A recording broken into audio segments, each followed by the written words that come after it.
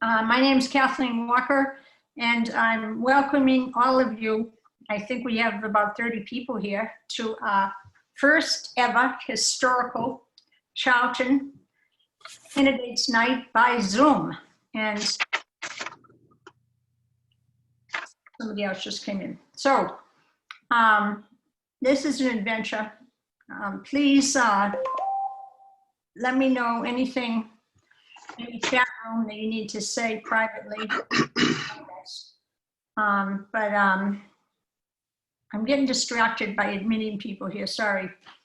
So I just want to welcome you all, and I'm going to turn this over to Steve, who's our moderator. And Steve's been our moderator for many years, and Karen's been the timekeeper, and we are very, very grateful to have both of them. The three of us have really been organizing this so that I don't have to take the blame if it falls apart.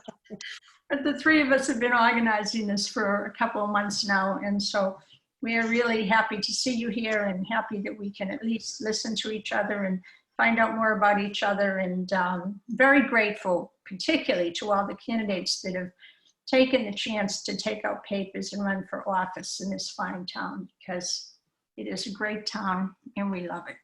So with that, I'll turn you over to Steve Coleman, our moderator. Thank you, Kathleen. I think we can all agree that, several months ago when we started the planning of this, and certainly when you accepted the invitation, I don't think any of us thought that we would be meeting in this format, in this forum. But I think it'll be fine. I'll be honest with you, there are a lot more people here than I think we even anticipated today when we had one of our final planning meetings. So we're going to, for those who have seen the candidates' nights in the past, we're going to stick with pretty much the same format, but of course with obviously the introduction of technology. You can't see what I'm looking at here, but I actually have 3 separate computer screens in front of me, including the iPad that I'm on, which is why I had to grab my son's iPad. I was running out of technology. But just so I'm not shuffling papers, I have a bunch of different computer screens. So you may see me looking off into different directions. It's not because I'm not paying attention to you. There's several things that I'm looking at just in order for us to hopefully keep the night moving and keeping it moving efficiently without me shuffling through papers. So I have a bunch of screens in front of me. As Kathleen had mentioned, everybody should be muted at this point. When I go over the rules, we'll talk about muting and unmuting and those kind of things. And the reason that you're muted is not because we don't want to hear what you have to say, but anybody who I'm sure up to this point has participated in a Zoom meeting over the last several months, if we have open microphones, especially with this amount of people, it can become very distracting with just the normal things that are going on within our household. So it's really just to try to keep the meeting as quiet as we can, to give the candidates an opportunity to say what it is that they're going. You can provide your name and address and type the question into the chat, and then just ask me to read it, and I can read the question for you if that would be easier for you. Either way is acceptable. But either way, if you're going to message me in the chat, just make sure that you include your name and address. All right. So first, we will have an opportunity to hear from the candidates who are running unopposed, or those that may be seeking a write-in campaign for a specific seat. Each of those candidates will have an opportunity to give a 3-minute statement. And then I will allow questions for that candidate. And again, we just reviewed how those questions would be submitted if there are any from the audience. The candidate will have 3 minutes to answer each question. What we're going to do tonight is, again, the timing is a little different. Karen Spiewak, who is managing our time tonight, and I'm going to give her a quick second to introduce her props that she has for you this evening. Again, it's a little different. Normally we have a paddle where we advise the candidate of the 30-second mark right before you start. Again, it's a little different. We didn't want to completely rely on you having the ability to see Karen with a paddle. So what we're asking you to do is, if you have the ability, whether it's through a clock that's just in your home, or if you have the ability, if you're on a device other than your phone, if you could just set your own stopwatch for 3 minutes. So when you start talking and answering your question, just do a stopwatch for 3 minutes. If that's not possible, we're going to alert you when your 3 minutes is up, but it may make things easier if kind of at home you had an idea of where you were from a time perspective.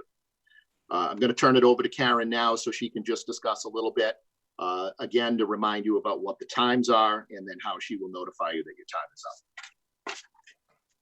All right, thank you. Again, welcome to all the candidates. As Steve mentioned, I'm going to be the timekeeper tonight. I'm going to do it a little different this year. There won't be any kind of warning sign, as I think Steve had mentioned.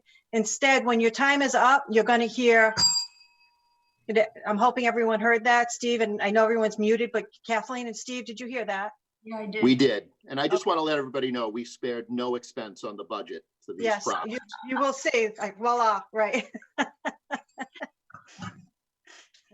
So go ahead, Karen. Steve, you had mentioned that the time for the opening statement would be 3 minutes, correct?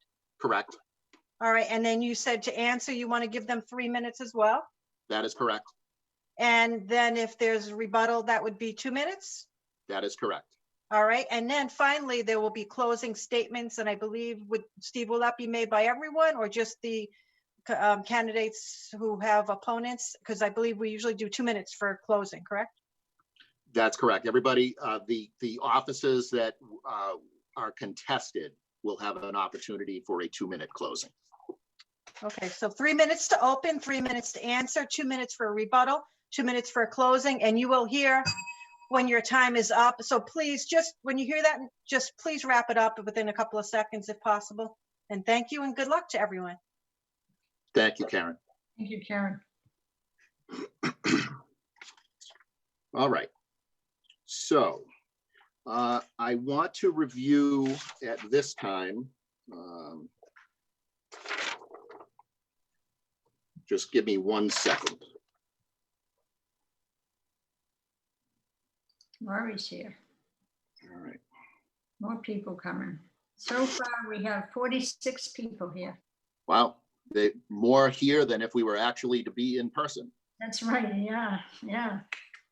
All right. So the questions for this evening were written by a few active citizens in the community, as well as some that were emailed to us. And then the committee members themselves came up with a question. And all of these questions are a matter of public interest.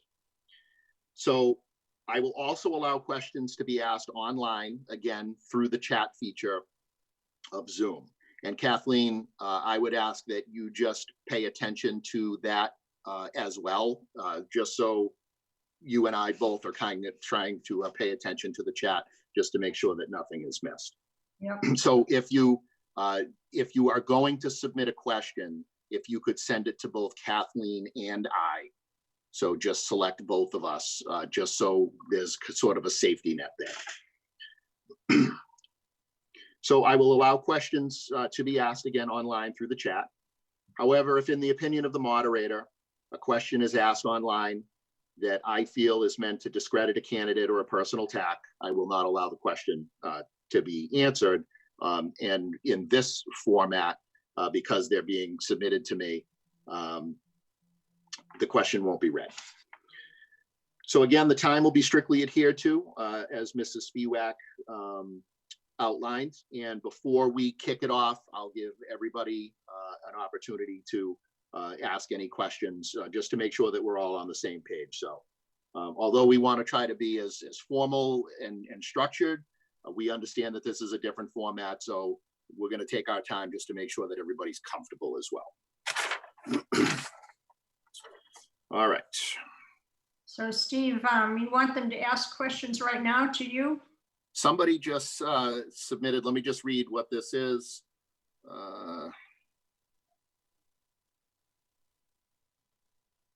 Okay. All right. Somebody had just sent a question, but that's something that can be dealt with later. All right. All right. So at this time, I want to read the list of candidates' names as they appear on the ballot. So we have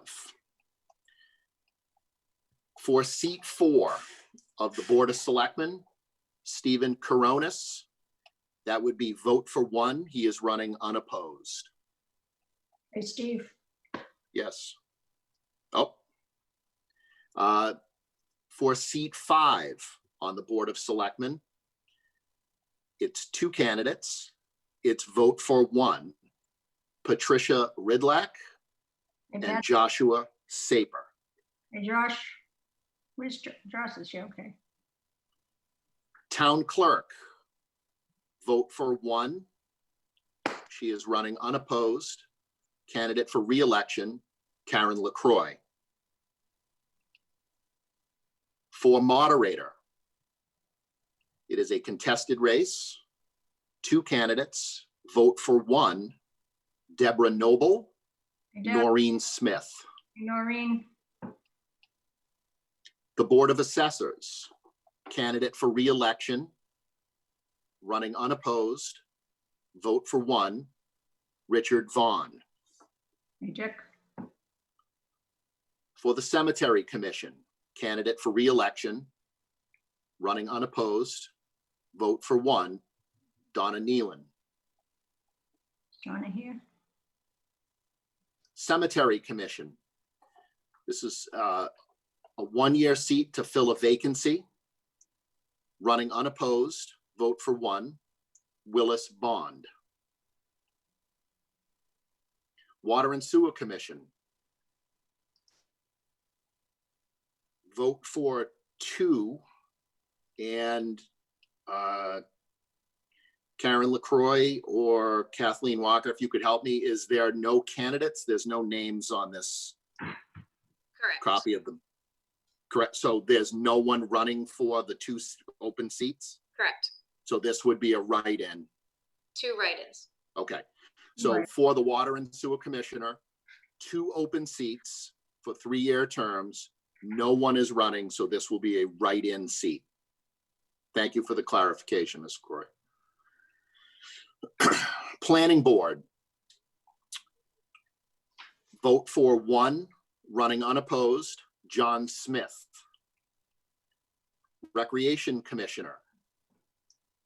Running unopposed, vote for 1, Sherry Zanka.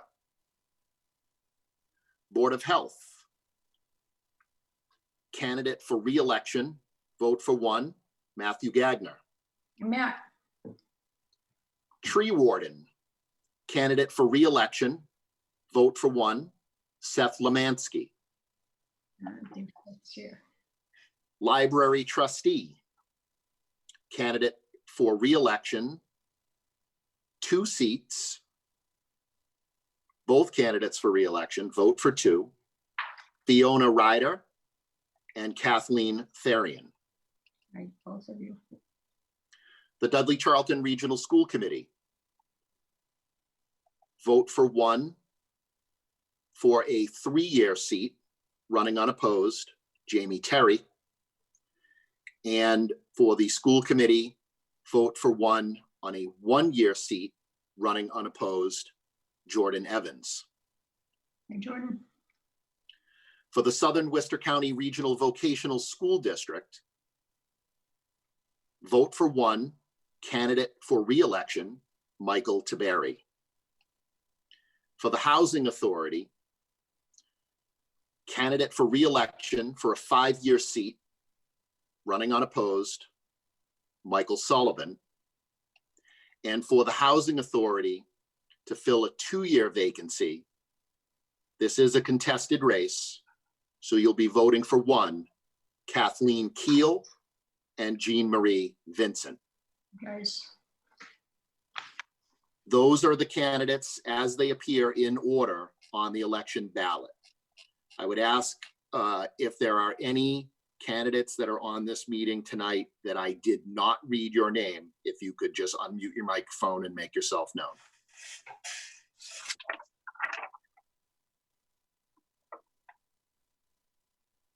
Okay, hearing none. So the seats that are being contested that will participate in the question and answer portion this evening in order are the Board of Selectmen and the moderator.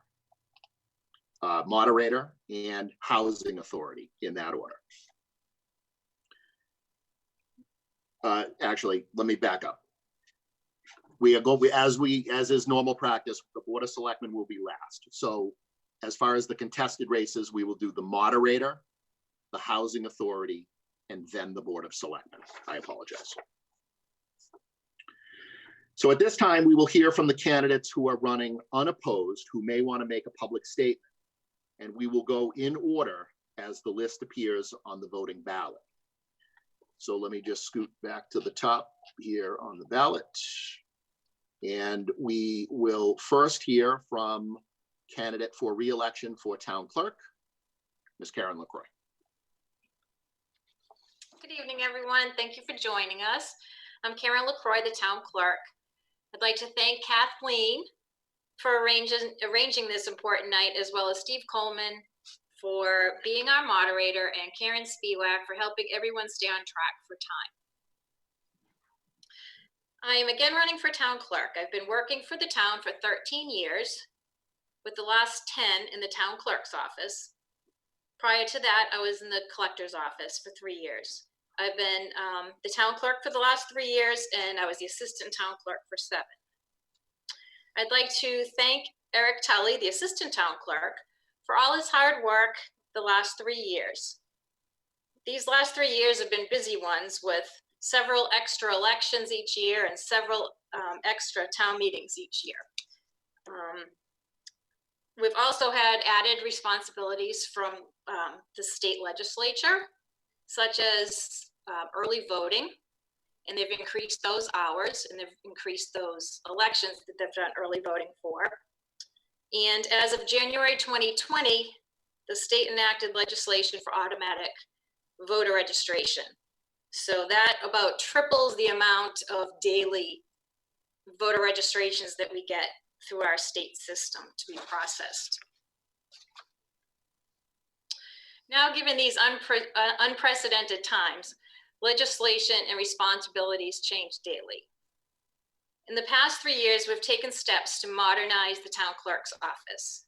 We now have a dog licensing database system that allows us to print out our dog licenses as opposed to handwriting all 2,800 licenses. We've also added the ability to pay for licenses online. In addition, you can request copies of vital records, such as your birth, death, and marriage certificates, online also.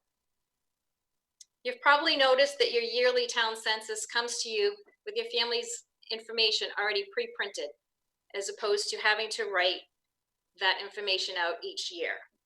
This helps you to make sure we don't have any errors, and it helps us that they're scanned into our system, so it makes it a lot quicker for us to process all of those. Voters at the October special town meeting voted to purchase handheld yes/no voting systems for us to use at town meeting, as opposed to holding up a colored card. This will alleviate the need for any kind of secret ballots that we've been having in the last several town meetings. We will be using these starting this town meeting, which is scheduled for June 15th. Regarding the town election on Saturday, June 13th, it will be held from 8 a.m. to 8 p.m. at the Heritage School. Absentee ballots are available for anyone who does not wish to vote in person. If you haven't registered to vote, you have until this Friday, May 22nd, to register online, through the mail, or call us, and we'll be available for some hours on Friday. We'll also be publicizing the requirements for safety at the election and the town meeting early next week. I thank you all for joining us tonight, and thank you again to Kathleen, Karen, and Steve. I wish all the candidates luck in their races, and I ask for your vote on Saturday, June 13th. Thank you. Thank you, Ms. LaCroix. At this time, I'll ask if anybody has any questions for our candidate for town clerk, Ms. LaCroix. If so, just throw them up in the chat box.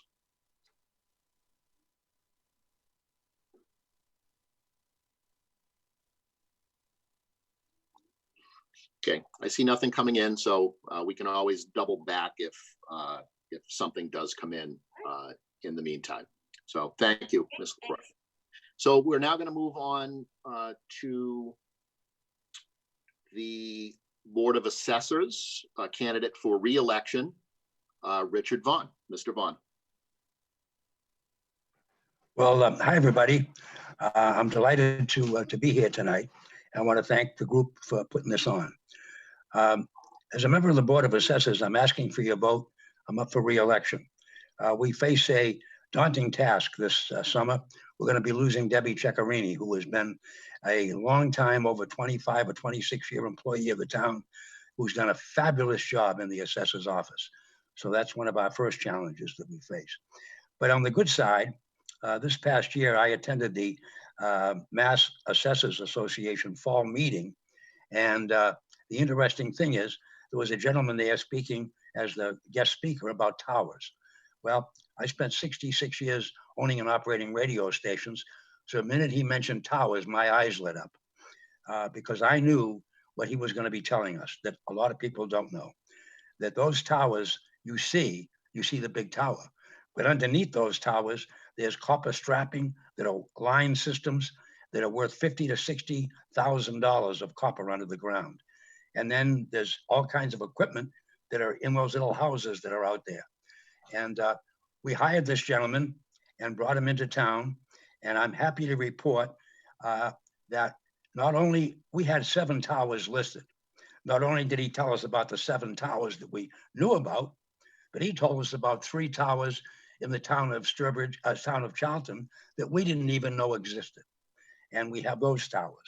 And so we were able to come up with over $3 million worth of additional billing, and that'll drive a lot more revenue back to the town. So we're very delighted to report that we were able to do that, and we were very successful, and we uncovered the 3 towers that we had no record of. And that's very, very important. So where the other thing I want to mention is the Board of Assessors are the chief revenue officers for the town. It is our challenge and our job to make sure that whatever the town meeting votes, that we have to make sure we can come up with the money to pay those bills. And that's how we work.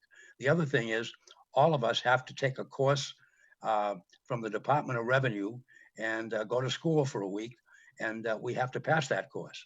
So the Department of Revenue works with us and makes sure that we're up to date. So once again, I'm asking for your vote, and I thank you for your past support. I've been in office for over 5 years, and I'm looking forward to serving another 3 years. Thanks very much. Thank you very much, Mr. Vaughn. If anybody has any questions for Mr. Vaughn, I would ask that you throw them up in the chat. We will move on to the Cemetery Commission, and then we can double back, Mr. Vaughn, if there were any questions for you. And I think that's probably a good way to do it, just so we're not waiting for conversations to come in. If you have a question for the particular candidate, throw them in the chat. We'll move on to the next candidate. And if there is a question, we will double back to answer that question. So thank you, Mr. Vaughn. Next, we will hear from Donna Nealon, who is a candidate for re-election for the Cemetery Commission. Is Donna here? Kathleen, do you see Donna? Is she here? I don't see her. Okay. I don't either. I was just double checking.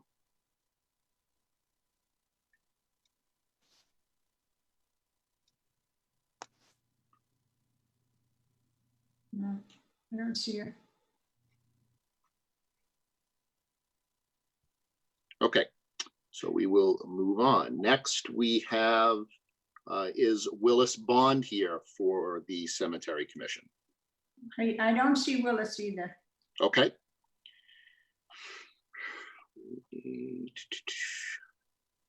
Is there anyone in the audience that is seeking a write-in candidate for the Water and Sewer Commission? If so, unmute your microphone and please make yourself known.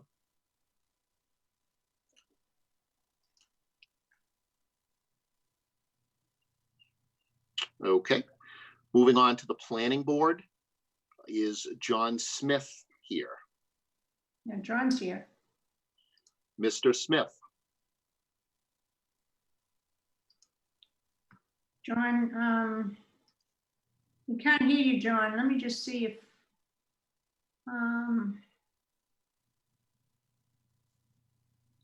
merge with audio, try to do that. He's making a phone call. Trying to message him.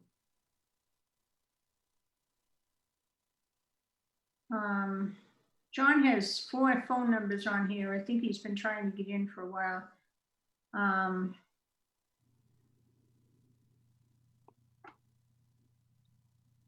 Let me try to message him. I just messaged him. Oh, you did? Okay, good, thanks.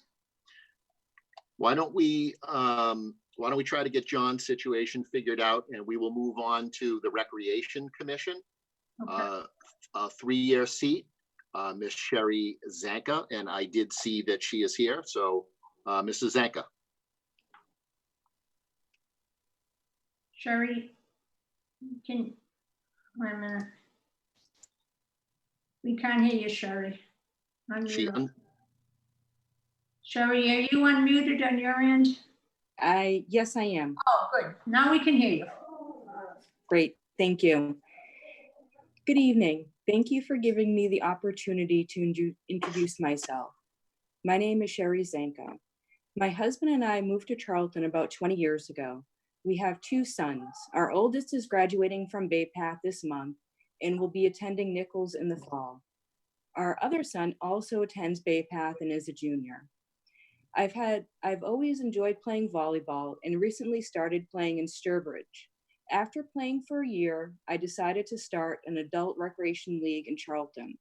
With the help of the Recreation Commission and the Dudley Charlton School District, I was able to offer this program to adults in our town, and it has been a success.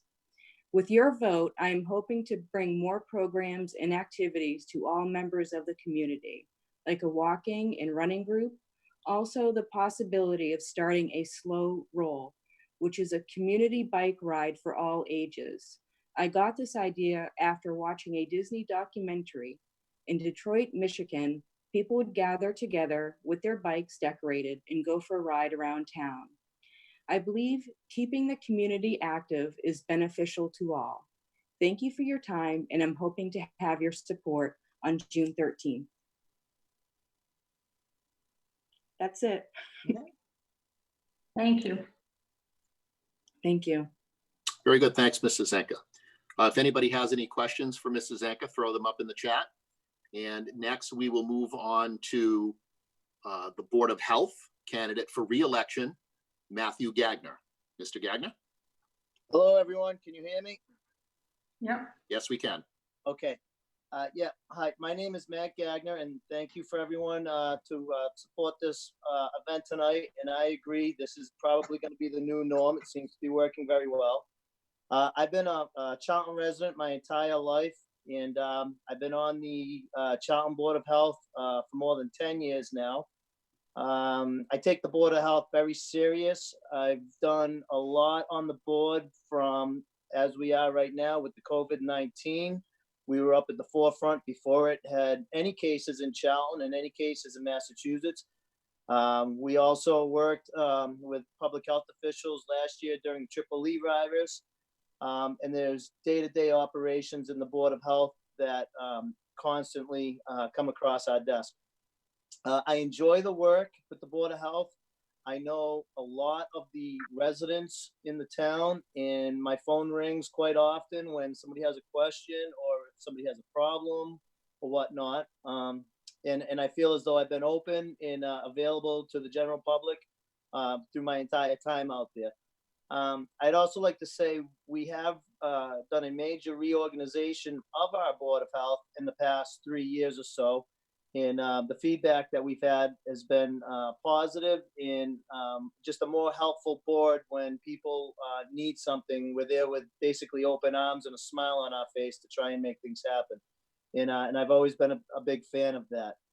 So that's all I really have. I'm hoping for support to go at it for another 3-year term, and that's all I got. Thank you. Thank you, Matt. Thank you, Mr. Gagner. Let me just check the chat box here. So there are no questions in the chat box for any of the previous candidates that we've had. So if anyone has a question for Mr. Gagner, throw that up in the chat. And we believe that Mr. Smith's audio is squared away. So we're going to go back to John Smith, who is seeking a 5-year seat on the planning board. Mr. Smith.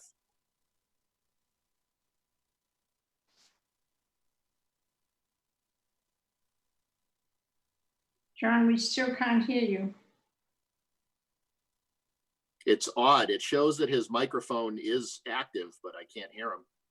I know.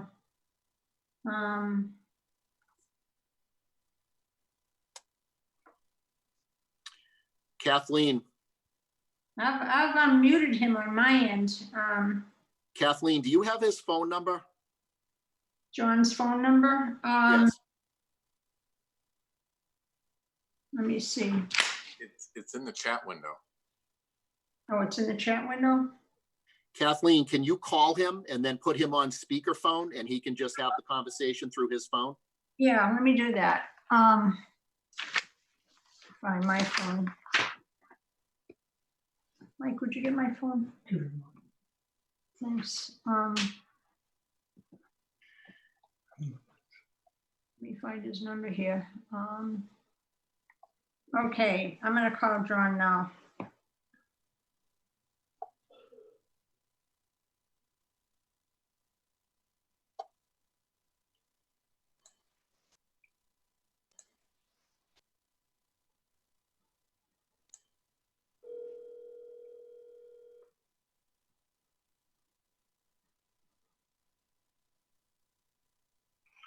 Hello? Okay, John, is that you? I told you never to call me at this number, Kathleen. I know, I don't take directions very well. But we're happy to have you with us. And can everybody hear John? Yes. Okay, so I've said my speech 3 times and no one's heard me. no, it must have been a short speech, but anyway, Yes. we're dying to hear you now. John, this is going to be a good one. Oh, yeah. So- Okay, thanks for your patience for everybody. It's good to be part of this group. My name is John Smith and I'm running for the 5-year seat on the planning board. I'm currently the alternate member on the planning board. I've been the alternate member for about 1.5 years now. I greatly appreciate everybody's support on election day, and a vote for me would be excellent. My wife and I, we have 4 adult children. I'm a graduate of Worcester State University, or Worcester State College, that's how old I am. And I'm currently a senior project manager for one of the largest civil construction companies in central Massachusetts. I really like living in this town. I've lived in this town for about 20 years now.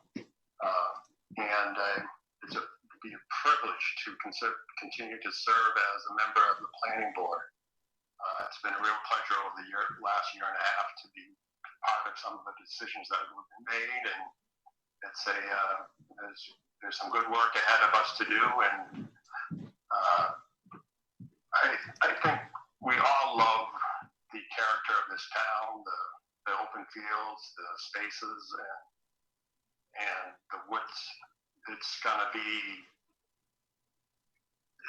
one of the biggest challenges on this town going forward to balance the need to expand its tax base and to preserve the character that we all love of this rural town. So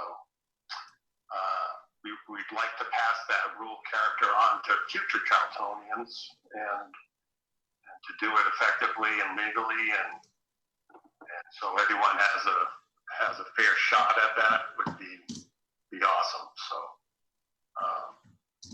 again, I appreciate your votes this coming election, and hopefully everyone stays well and healthy till then. And thank you for the opportunity. Thank you, John. Thank you very much. So I'll keep John on the line in case there's any questions, Steve. Yep, yeah, if you could, we'll move on to, just stand by one sec here. We'll move back. I don't see Mr. Lemansky, Seth Lemansky in here, but Seth, if you're in here, just unmute your mic and make yourself known, because there are a lot of phone numbers only. Yeah, I haven't seen Seth either. Okay. We will move on to candidate for re-election for library trustee, Fiona Ryder. Is Fiona here? I don't think Fiona could make it. Okay. Kathleen Therian. Kathleen's here. Hi, my name is Kathleen Tarian, and I'm a candidate for re-election for the Charlton Library. And most people in town know me just by my initials, KT. I currently have been here for about 25 years, and I work for Nature's Classroom as the logistics manager. Libraries have always been something very important to my family. My mother taught us, as children, to read books and always have books with you. So when you weren't doing something else, you could pull out a book to read. I actually got my first library card at 4 years old because I was tired of my mother having to sign up my books. And I learned how to write my name just so I could do that. My mother was the librarian at our local school. So it's been something in the family. Again, I feel libraries are very important to the community, especially for those people who can't afford to go out and buy books themselves, for students who don't have a place to go after school and need to come and do work. All sorts of things. I've enjoyed my 3 years so far on the committee as a trustee, and plan on doing it for another 3 years. That's it for me. Thanks. Thank you very much. Thank you, Mrs. Tarian. So if anybody has any questions for Ms. Tarian, just throw them up in the chat box. And we will now move on to the Dudley Charlton Regional School Committee for a 3-year seat. Jamie Terry. Thank you very much. I'd like to start by thanking Kathleen, Steve, and Karen for setting up this meeting as well. This seems to be working really well, and I like the forum a lot. So thank you for that. Thank you for allowing me to come and speak to you today. My name is Jamie Terry. I'm running for the 3-year Dudley Charlton Regional School Committee seat. I have just closed out my second full year on this committee as the 1-year seat holder. I pulled my papers to run for the 3-year seat because it became open. I have 3 children currently in the district, a kindergartner, a 3rd grader, and a 5th grader. My husband grew up in Charlton and went through the Dudley Charlton School District, and we made a family decision to come back, move back to town about 10 years ago so we could be closer to family and we could raise our children in the school district. I have a great deal of appreciation and respect for the level of education that our school district provides, even with one of the lowest per pupil expenditure rates in the Commonwealth. In my 2 short years on the board, I have been involved with hiring an interim superintendent and then hiring the full-time superintendent. At my request, the committee also created a safety working group, of which I sit. I also sit on the teaching and learning working group for the district. This is also a new working group and aims to vertically align the district, specifically as students span to new schools across their learning careers. Additionally, I was part of this last year's teacher negotiation team. I believe that all aspects and parts of the district deserve a voice in the major decisions that are made regarding education, and I work hard to hear from as many entities as possible to assure that each decision I make is well informed and heard from all sides of an issue. I would like to wish all of you the best of luck during this process, and I'm asking for your vote, and I would be honored to continue to serve you in this capacity. Thank you for your time and consideration this evening, and I look forward to answering any questions you may have. Thank you, Jim. Thank you very much, Mrs. Terry. Thank you. There are currently no questions pending in the chat box. So if anybody has anything for Mrs. Terry, please put it in there. We will now move on to the one-year seat for the Dudley Charlton Regional School Committee, Miss Jordan Evans. Miss Evans. Hi, yes, thank you for having me, Steve. And thank you for everyone else who's behind putting this together. This is great. And I know that's been said, but like this is actually pretty great because we are charting some foreign waters right now. So trying to persevere and come up with creative ways to still engage the community is really important right now, especially when everyone is still really hoping for more transparency. So thank you. Like, I deeply appreciate that. My name is Jordan Evans. A lot of you may know me from some of the other involvements that I have in our community, the Board of Library Trustees. I'm one of the town constables. I'm a non-voting member of the Charlton Cultural Council, and I have been on the Dudley Charlton Education Foundation since 2013. I'm running for the one-year seat right now because I feel that as we navigate this new year, the district finds itself facing a myriad of new challenges. The rise of COVID-19 is testing our ability to thrive under rapidly changing circumstances, and our educators and students alike had to move to a non-traditional learning method, the virtual classroom.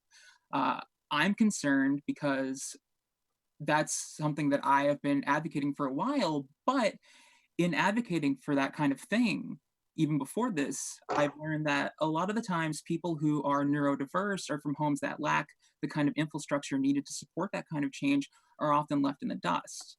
And I am very concerned that as we continue to proceed through this and find ways to make sure that all of our students in the district receive a quality education, that those families and those students are not forgotten. While we all work together to overcome these numerous obstacles, I still see there being a potential for lots of opportunity. Creative approaches to how we're handling things, mostly what some teachers are doing to try and grade progress and still reach out to their students, that kind of thing. I think we should really keep an eye on that and continue to build off of that. How the district views the time that we spend using virtual classrooms provides a greater understanding of what technology and learning tools are worth preserving long after this is over.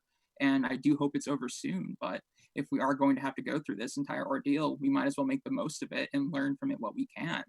More so advocating for those students and families who do find themselves struggling and reminding them that we do see them and we do hear them. That just strengthens our family as a community, the greater Dudley Charlton Regional School District family. I'm committed to cultivating a successful environment for both students and educators. As I mentioned, for the past 7 years, I've had the pleasure of serving on the board of the Dudley Charlton Education Foundation. Today, we just announced our grants for the 2020 cycle. If you haven't seen it yet, please check it out because all of our grant recipients are educators in the district who absolutely deserve it. In fact, all of our educators deserve it. We're just limited by the amount of money that we have, as is the case for a lot of people who want to help. But working with the DCEF to enrich these educators and our community has shown me how innovative our educators are. And I want to make sure that they have institutional support when it is possible to give them that support, because they are the ones who craft our students and control their futures. And if we make sure that they have what they need to continue to do that, we all win because our kids will win. I also believe that our schools must continue to serve as a haven for students as they discover themselves and their unique strengths. I've had the honor of working with other advocates and briefing the United States Department of Education on the need for federal student guidance, particularly for trans and queer students, outlining equitable and fiscally sound approaches, which would have ensured that students across the nation had access to safe and private accommodations. As a trustee of the Charlton Public Library, I was proud of the part that I played in modernizing our non-discrimination policy and declaring our library an all-inclusive public accommodation. I want to make sure that our schools encompass that same kind of all-access, all-inclusive sense of, well, self-discovery. I think that if we're going to be enriching our students, we have to make sure that we're also allowing them to discover who they are. And as we continue to move forward and continue navigating these difficult situations that we're in, I really hope that we come together and work as a community, because I really don't see one person as having the answer to all of our problems right now. I think that coming together and listening to various families, listening to the plights of various students, and seeing what everyone has to contribute will really create a solution that works best for everybody, because it'll have a little bit of, well, a little bit of input from everyone who has to go through it. So I appreciate you taking the time to listen to what I have to say. I really hope you'll consider voting for me next month, and I look forward to the opportunity to help out with the school committee, regardless of whether or not I'm elected or not, because I really care about the schools and I really care about our community. Thank you. Thank you, Ms. Evans. So we did have a question submitted, a school-related question, and I'll give an opportunity to both candidates to answer this question. Mrs. Terry, we'll start with you. The question is, what opportunities for funding do you see moving forward as state funding continues to decline year after year? And with the COVID-19 pandemic, and as it continues to cause unforeseen issues? Sure. Thanks for the question, Josh. That's going to be the question that we continue to face through this entire year. We've already been aware that our funding levels aren't where we'd like them to be for the schools prior to the pandemic. And so we've, before the pandemic even occurred, we've been trying to find creative ways to fund our budget. Our budget is a very large budget, as I'm sure you're aware, which is why your question came through. So we are working through the state process for the schools to see if we can, because as you probably are aware, maybe some of you are not, some of our schools have very specific challenges to the buildings. They're older, they have leaks in the roofs, there are some significant structural concerns that we need to make sure we are on top of so they don't create bigger challenges than they already are. And so we do have applications into that state building process to see if we qualify for funding. We have since, and we have for many years been passed over for that. We thought we had a good shot this year, and we again were passed over. Mr. LaMarche, our new superintendent, has gone through this process where he wasn't born, and he feels strongly that we have a very good application in, and we should hope to see some funding come from that. We move forward with grant opportunities. We have just hired, I should have said this in my statement, but I forgot to, an assistant superintendent for the first time for the district, in the district. And we look forward to that assistant superintendent assisting with looking for funding opportunities. We do have school choice available that we use to supplement our budget. It's not a perfect solution, but it is something that we utilize often. And we need it every year. And the teachers and educators come up with innovative ways to fund their technology, their lack of technology, and in the needs in our district. This is a challenge that we face and discuss every meeting. So it's not a bad question. There's just not answers that give us immediate results. Thank you, Ms. Terry. Ms. Evans, do you want me to reread the question, or do you see it in the chat?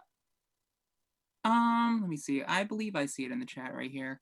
All right, so it's really just expanding on what Jamie already said, because a lot of what is being asked is something that's been debated well before this year.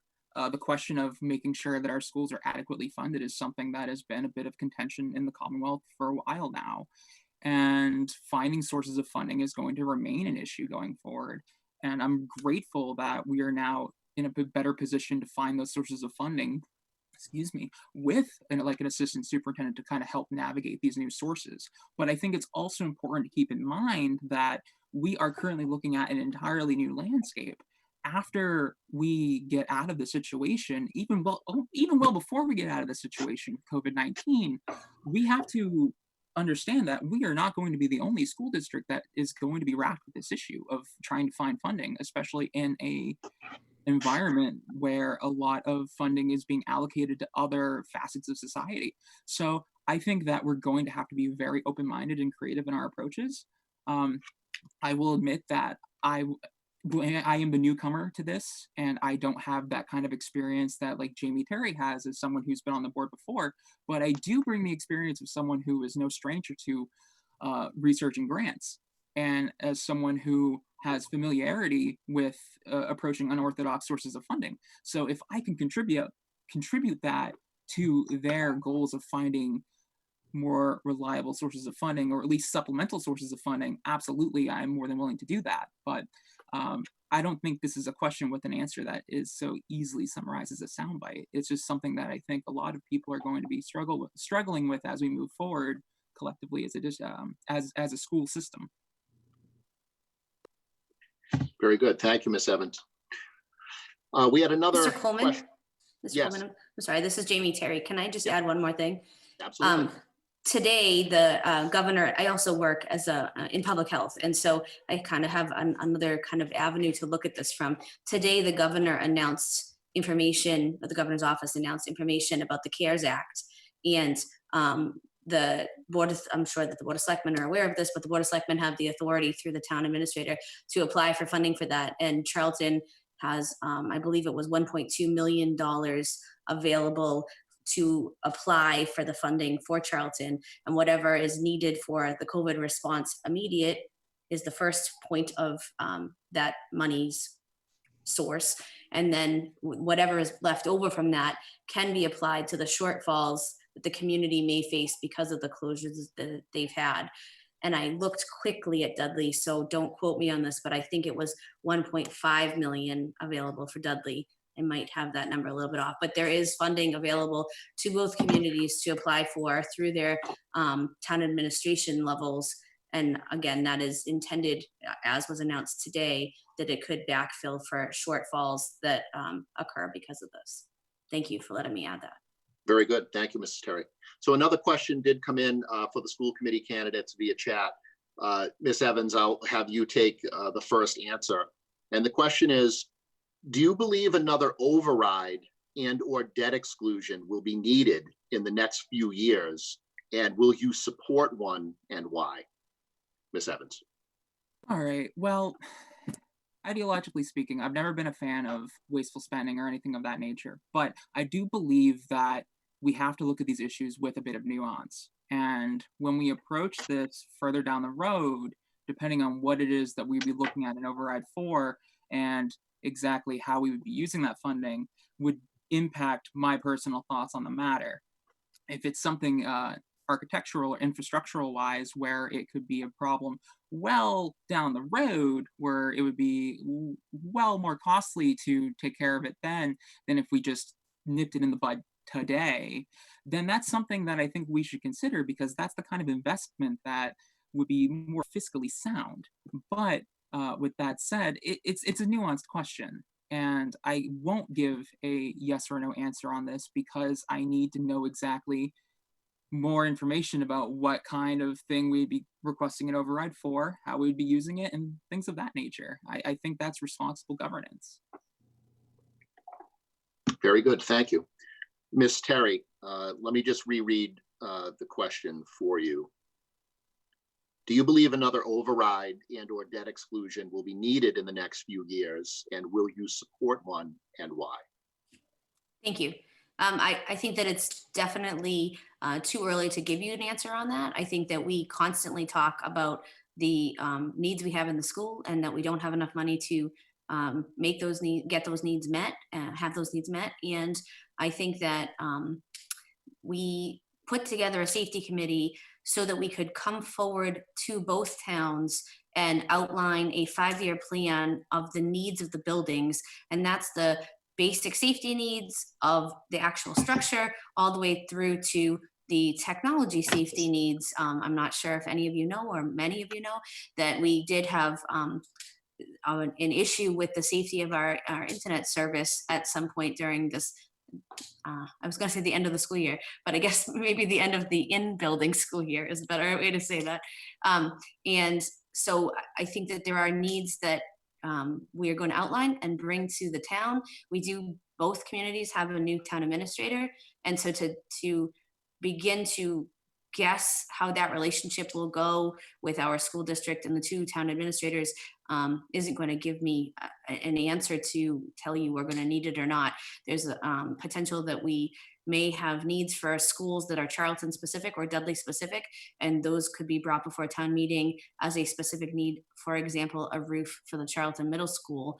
And then by bringing it forward in that manner, we may not need to go the route of an override for the entire school district. But I can't give you an honest answer at this point in time, except to say we recognize that there's a shortfall and it's not getting better through the pandemic. So. Very good. Thank you, Mrs. Terry. Sure. We have another question that was submitted for school candidates. Mrs. Terry, I will have you answer first. In light of the current pivot to remote education and potential for another wave of virus in the future, do you support a one-to-one technology program for students in Dudley Charlton? Well, even not in light of this pandemic, I support a one-to-one technology. I think that's where we're going. And I think if we want to give our children the ability to go to college and have the understanding of how to get the schooling done the way that colleges request it, we really need to make sure we have technology in their hands. I will tell you, three children in three different schools right now. And so I can speak to it from a parent's point of view as well, that even my kindergartner is learning how to use technology and learn remotely through technology. And there's a lot of benefit to it. But I think it's a challenge. And I think that, like I said before, and I don't want to keep harping on it, but it is important to note that our teachers also, many of our educators also feel very strongly that we need technology in our classrooms. And although it's not in the budget to fund them that way, they have found creative ways to fund these through efforts in their online classroom. There's ways that you can apply for a grant that you can put out there to your students' parents who can donate to that effort. And many of our teachers have done that. Second grade in particular in Charlton has done a fantastic job at that and put technology in our children's hands. And I think that it's warranted and needed, and we need to make sure we keep pace for our students to be able to enter the workforce and college and beyond with that technology knowledge gained in our district. Very good. Thank you, Mrs. Terry. Ms. Evans, would you like me to reread the question? Yes, this time, please. In light of the current pivot to remote education and potential for another wave of virus in the future, do you support a one-to-one technology program for students in Dudley Charlton? Oh, absolutely. Echoing Jamie, I support this regardless of there being a pandemic. I think that for better or for worse, technology is the future. And as someone who's been involved with the Ed Foundation, I see it year after year with what our educators are looking for in their grant requests. We have so many people who look for technologically related grant requests, funding for tablets and things of that nature, because that's where we're going collectively. There's a lot more to be seen and a lot more that we can do in an educational setting with greater access to technology. And it's becoming increasingly easier to get this technology. And I think that we should be looking at this as a district, like incorporating more of this into how we structure our classrooms, into how we look at structuring our entire curriculums, because this is the kind of thing that I think is going to be not going away anytime soon. If anything, it's going to just be picking up intensity.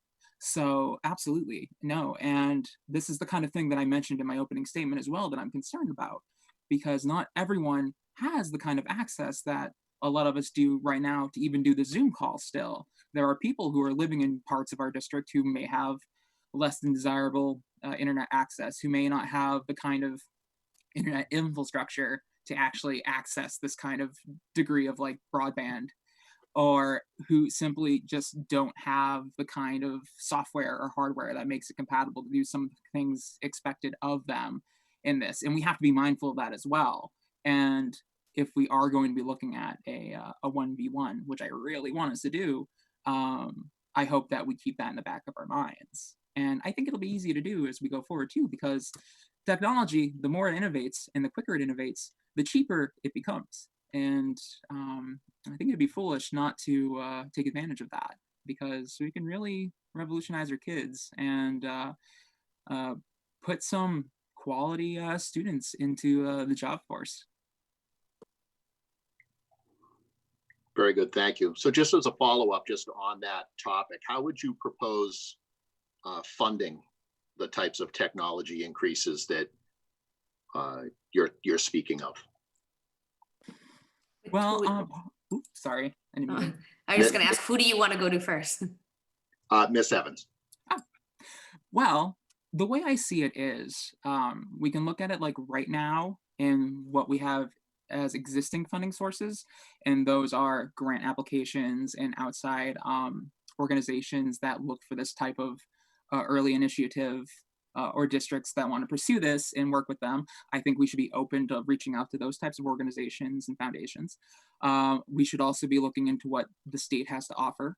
And I'm sure that's something that's already happening. So if that is, by all means, count me in. I want to get involved with that and help propel that forward.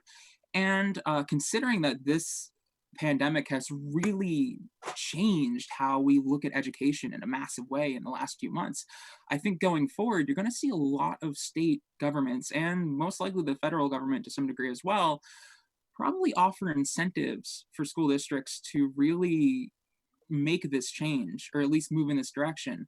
And if that is what they are going to do, and I have a hard time not seeing that as the case, if we get in there fast and quick and jump on the ball, we can take advantage of that, I'm sure. But as it stands right now, there's just a lot out there that I think exists that's just not being utilized. We just need to look for it, and I'm willing to look for it.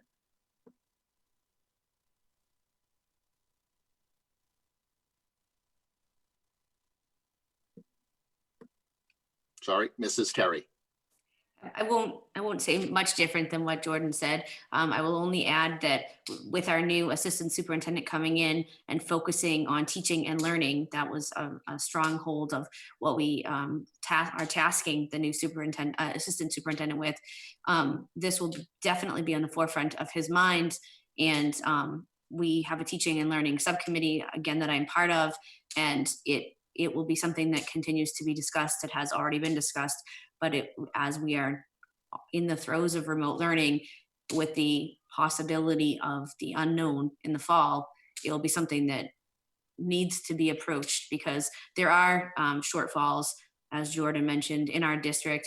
And right now we've been able to meet the needs that we have been made aware of through the families of the students that don't have access to technology, or the large families. Simply, there's 6 children in a family in multiple cases, and they only have access to 2 devices, and that doesn't give them all equal opportunity throughout the day to use those devices for remote learning. So those types of things we have had to figure out very quickly and make solutions for, and our district has done a fantastic job with that.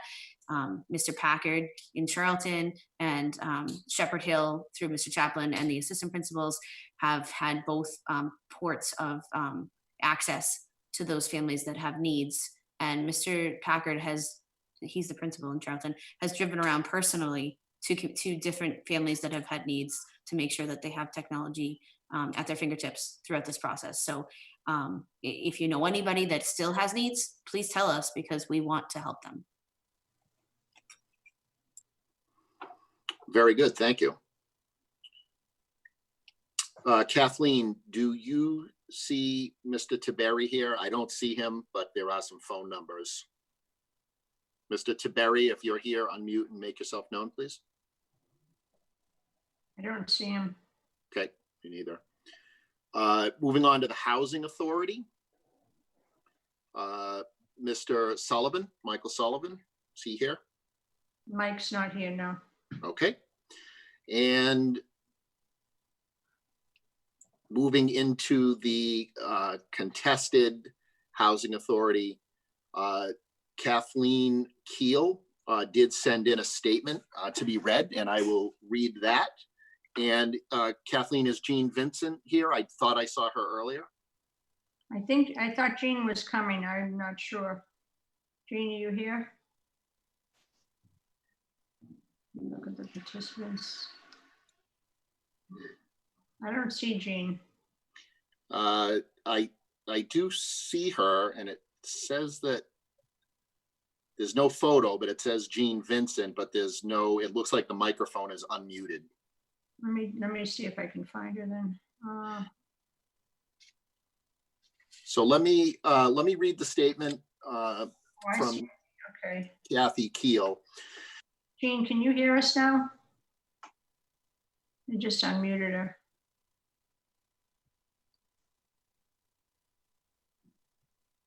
All right, let me read Kathy's statement, Kathleen. It says, "My name is Kathleen Keel. I'm sorry I cannot attend this function. I have been on the Charlton Housing Authority for the past 20 years. I love the town of Charlton and the dear senior citizens. Caring for their welfare and their well-being is part of the task. Again, I hope to do this committee justice as I have done in the past. Thank you, Kathleen Keel." And do we have Jean Vincent? Jean, can you hear us? Hi. All right, Kathleen, we're going to move on to the town moderator. If for whatever reason Jean pops in, I don't have a problem circling back and giving Jean an opportunity to talk. But why don't we move into the town moderator questions. And let me just get back up. I have way too many screens in front of me. So we will move to the town moderator. It is a 3-year position, vote for one. This is a contested race between Deborah Noble and Noreen Smith. So we'll give each candidate an opportunity for an opening statement. And Mrs. Noble, you will be first. Thank you very much. I've set my timer. I'm going to do my very best to keep it to 3 minutes because I want every candidate that's here to have an opportunity to speak. Thus far, it has been wonderful hearing from everybody. Thanks so much for all your participation. I'm really enjoying this. So I have lived in Charlton for almost 10 years. I guess that makes me a newcomer amongst most of you. I've been on the Board of Selectmen for the last 3 years, and while I have enjoyed my time for the most part on the Board of Selectmen, I'm unable to continue to serve due to an illness in my family. I just wanted to say that right up front. But I still believe in volunteering, which is why I'm running for town moderator this time around. I started out my career as a volunteer. In 1996, I became a VISTA. For those of you who don't know what VISTA means, it stands for Volunteer in Service to America. I was part of the AmeriCorps program, which is very similar to the Peace Corps program, but instead of doing work overseas, you do your work here in the United States. I facilitated an empowerment program for low-income men and women leaving public assistance. And because of that volunteering, it became part of the fabric of my life. And I continued my volunteer services throughout. I've spoken before Congress in Washington, D.C., as well as to community groups here in Charlton at the Arts and Activity Center. And if I had to choose which I liked more, I'd have to say that volunteering and speaking in my own community with my neighbors and helping them means more to me than anything else. I would appreciate the opportunity to continue to do so. I see that my time is just about up. So I want to thank everybody, remind you to stay safe. Your safety and your health is more important to us than anything. But if you do need to go out and vote on June 13th, I would ask that you vote for me for town moderator. Thank you so much for your time. Thank you very much, Mrs. Noble. Mrs. Smith. Yes, good evening. Thank you. Thank you for hosting this event. My name is Noreen Smith, and I'm a candidate for the position of town moderator. I would be honored to serve the community, and I'm excited about the opportunity to apply my experience to this challenging role.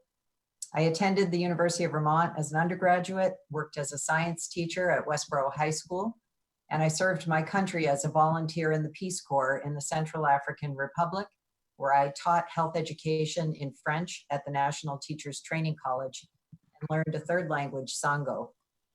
I earned a master's degree in public health at the University of Massachusetts. I'm married and I have 4 grown children. For over 28 years, Charlton has been my home. I love this town. Like many residents, I enjoy the town's natural beauty, our wonderful neighborhoods, and our community life. I'm grateful to the many people who've served in public office and participated as volunteers on boards and committees to help preserve the character of the town by ensuring we have carefully planned development, well-maintained roads, adequate facilities, etc. I'm also grateful that as a citizen of this town, I've had a voice in the town's decision-making around finances and laws through our open town meetings. While this is my first time seeking public office, this is not my first time that I would have held a position of responsibility. I've had a 35-year career in public health, engaging in and leading community coalitions, facilitating meetings, managing finance, running organizations, teaching business management in the MBA program at Assumption College, and volunteering in the community. I currently work at Family Health Center of Worcester as their Chief Strategy Officer. And in my volunteer time, I serve as chair of the Board of Directors for the Worcester Community Action Council. I'm a member of the Board of Directors of the Public Health Museum in Massachusetts, and I serve as treasurer of the board of the Association of Central African Families Living in the US and Canada. I believe in democracy and in the idea that we don't always have to agree, but we need to hear from each other, consider all perspectives, and make informed decisions together. The town moderator ensures that the voices of the voters are heard, and that our town meetings are conducted according to procedures in a respectful manner, and that our finance committee members represent the entire community. I want our town to be well run, open to all of its citizens, with a transparent government that serves in the best interest of our community. And that's what I would hope to participate in. So I would appreciate your vote on June 13th. Thank you. Thank you. Very good. Thank you, Mrs. Smith. Mr. Moderator, Steve, could I just mention that our town administrator, Andrew Golis, has joined us. Very good. Thank you. And good evening, Mr. Golis. Thank you very much. Sorry for the delay in getting on, but thank you for having us. Not a problem. So we did get a question through the chat regarding, well, actually, as I sit here, there's more popping up. So Mrs. Noble, I'll have you answer first. At town meeting, how will you balance allowing people to speak while at the same time not allowing repetition that can often lead to multi-hour town meetings?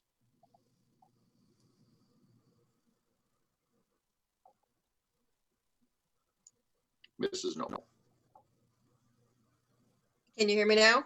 Yep. I can. Okay, just checking.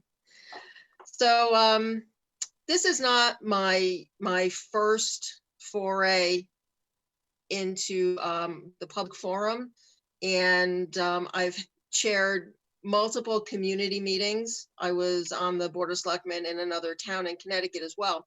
So I've served in office in many different capacities. And I think the one thing I've learned over the course of my career is that it's very important to keep people on point and to keep your meeting organized. It doesn't matter if it's a meeting of 20 people or 200 people or 2,000 people.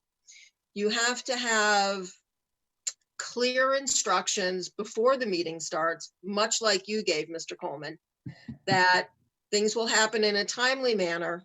We will not allow for it to get too diverse and get too off topic. And I think that's the role really of the town moderator, is to keep everybody together on the same page, moving forward together. It is a process, it is work, but we have to get it done. We can do that if we can get along, if we can be civil, if we can be polite, and if we have clear organizational rules. So that's what I would start out the meeting with, is setting down the ground, keep the housekeeping rules and the ground rules so that everybody knows what we're moving forward and what we're doing. And in the event that someone did deviate from that, I think it's important that you bring it to the person's attention immediately before it goes on for too long, so that the rest of the people aren't subjected to chaos. Very good. Thank you. Mrs. Smith, would you like me to reread the question? That's okay. I can recall it. If I can proceed to answer, unless you think it would be helpful to repeat it for the. Nope. If you're all set, you can proceed. Okay, great. I think running a tight meeting is really important, but I would like to, in addition to what Ms. Noble offered in terms of organization and keeping the agenda on track and encouraging individuals to not be repetitive, I would like to offer that town meeting is one of our oldest and really most sacred elements of a democratic society. It's one of the forums in which people have, according to law, political equality. So it doesn't matter if you agree with one another, doesn't matter if you have questions, and town moderator should encourage questions about the proceedings, encourage people to make sure that when they are voting, they are informed and fully understand what they're voting on. I think it's a balance between not rushing through an agenda and making sure that as a large group, the meeting is still tight and concise and adheres within the time frame that was allotted for it. As town moderator, I've certainly run lots of meetings. I'm well known in my board of directors for keeping our meetings on time and on track. And I think I would bring that same rigor to the town moderator position. Very good. Thank you. Thank you. We have a second question for the moderator candidates, and Mrs. Smith, I will have you answer this one first. What do you think is the most important job of our town moderator? So I know there are a lot of authorities that are provided to the town moderator, but what I believe is the most important and most powerful role of the moderator is providing a voice to the voters. That the moderator's role is to bring out the citizens' voices so that they're heard by the elected officials, and that individuals who are in attendance, who are voters and residents of the community, have a chance to weigh in on important issues in their government, both around the purse and the finance, as well as the bylaws that dictate the rules by which we all live in this community. And I believe the town moderator's strength and most powerful opportunity is to provide a voice to the voters. Additionally, in this town, which can be different depending on which community you live in, but in Charlton, you have an opportunity to appoint the finance committee members. And I believe that that should be done with an eye toward representation from each of the precincts in the town to make sure that there's a balanced set of eyes and perspectives from different corners of Charlton. We're a very large community, speaking, to be able to bring a perspective about how decisions and recommendations would have an impact in different parts of the community. Very good. Thank you. Mrs. Noble, would you like me to restate the question? Sure. Thank you very much. No problem. What do you think is the most important job of our town moderator? Thank you. Well, I would have to go back. Oh, I'm sorry. Technology here. Can you still see me? We can see and hear you. Okay, very good. So in addition to choosing the members of the finance committee and running the town meeting, these days, the town moderator's role has taken on an additional task or an additional charge, and that is deciding when the town meeting will actually be. Where the Board of Selectmen has set the date for it, it is ultimately, in the days of COVID-19, up to the town moderator to determine whether or not it is safe and healthy enough for the voters to gather together. So at this point in time, that is probably the most important task for the town moderator. The most important part of the job is deciding when we will be able to come together in a safe manner without putting anyone else at risk. In addition, it's important for the town moderator, as part of his or her job, to make sure that information at the town meeting is communicated clearly to the residents so that they know how they're voting. To that end, over the course of the last year, as a member of the Board of Selectmen, I worked with the town clerk and the other members of my board to bring automated voting to the town and to bring us into the 21st century, so that when we are voting, all the information will be up on a screen for the residents to see, read, and think about.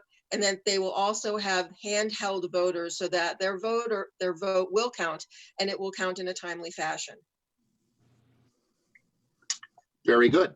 And the last question for the moderators, Ms. Noble, we'll start with you, is as the appointing authority for the town's finance committee, please explain your top 3 criteria that you would use when selecting a person to serve on the finance committee. I've had the pleasure of working with the finance committee in the town of Charlton for the last 3 years. I find them all to be incredibly competent and caring and on top of what they're doing. However, that being said, that can't be enough. They have to have a financial background. They have to be willing to do the work. And they have to be willing to come together and listen to the other boards. And we are very privileged that in this town, we currently have a finance committee that does that. Very good. Mrs. Smith, would you like me to reread the question? No, that's okay. Okay. I think that, sure. I think that the 3 top most important qualifications for someone to serve on the finance committee successfully would be an understanding of and experience in managing budgets. And that could come from a business background, or that could be someone who's has other types of experience. And I think someone who can devote the time that's needed to successfully, fully participate in that role. I think the finance committee is one of the hardest working committees in the town and plays an essential role in helping prepare the budget and recommendations for town meeting. And as such, really has to know the workings of the town. So I think the 3rd element is someone who knows this community and has experience here and is willing to serve. Excellent, thank you. So at this time, we'll give an opportunity for both candidates to give a closing statement. You'll have Mrs. Spiewak just confirm, is it 2 minutes for the closing? 2 minutes. 2 minutes for the closing, and Mrs. Smith, we will start with you. Okay, thank you. It's been my pleasure to participate this evening. I'm a proud, longtime resident of Charlton. I'm hardworking, honest, and committed to transparency. I'm prepared for the role of town moderator, and I'm ready to give back to the town that I love and to work with all of you to continue our democratic tradition of open town meeting. The town of Charlton will continue to face important decisions in the year ahead and will no doubt face unforeseen challenges such as the coronavirus has presented this year. Our community's decision-making in town meeting works best when the public is well informed about the issues, when our citizens are present and engaged, and when debate is respectful and represents all sides. As town moderator, I will ensure that our town meetings are well run and that our meetings provide political equality and freedom of speech for the citizens of the town to whom our elected representatives are responsible. For those who would like more information, I have a Facebook page entitled Vote Noreen Smith for Town Moderator, and my professional profile is available on LinkedIn. And I would appreciate your vote on June 13th. Thank you for your consideration. Very good, thank you, Mrs. Smith. Mrs. Noble. Thank you very much. I'd like to thank the organizers of the event this evening, Kathleen Walker, Karen Spiewak, Mr. Coleman. This has been wonderful. Over the last few months as a nation, when I think we finally come to realize that the animosity that has been within our town and within our nation has taken a toll. And we've seen it at our own town meetings. As town moderator, it will be my goal to help people put their acrimony aside, because if we've learned nothing over the last few months is that we genuinely need one another if we're going to get through this crisis or any crisis. I will always put the health and safety of my community above all else, no matter what my role in life. I spoke earlier about being a Vista. When I became a Vista, I took an oath of office. And part of that oath is this: Faced with apathy, I will take action. Faced with conflict, I will seek common ground. And faced with adversity, I will persevere. I will carry this commitment with me this year and beyond. The position of town moderator is one where you have the ability to bring your town together towards common goals. And that is what I intend to do. I have learned how to succeed, and I have learned to look at every adversity as an opportunity. Life is about learning and moving forward. I look forward to being your town moderator, and I hope that I see you at the polls voting for me on June 13th. Thank you. Very good. Thank you, both Mrs. Smith and Mrs. Noble. Excuse me. Yes, go ahead, Kathleen. I just wanted to mention that Jean Vincent has joined us. Oh, very good. Mrs. Vincent, I'll go circle back to you before we get to the Board of Selectmen. So we'll give you an opportunity to provide a 3-minute statement for those that are here. So if you want to unmute your mic, you may begin.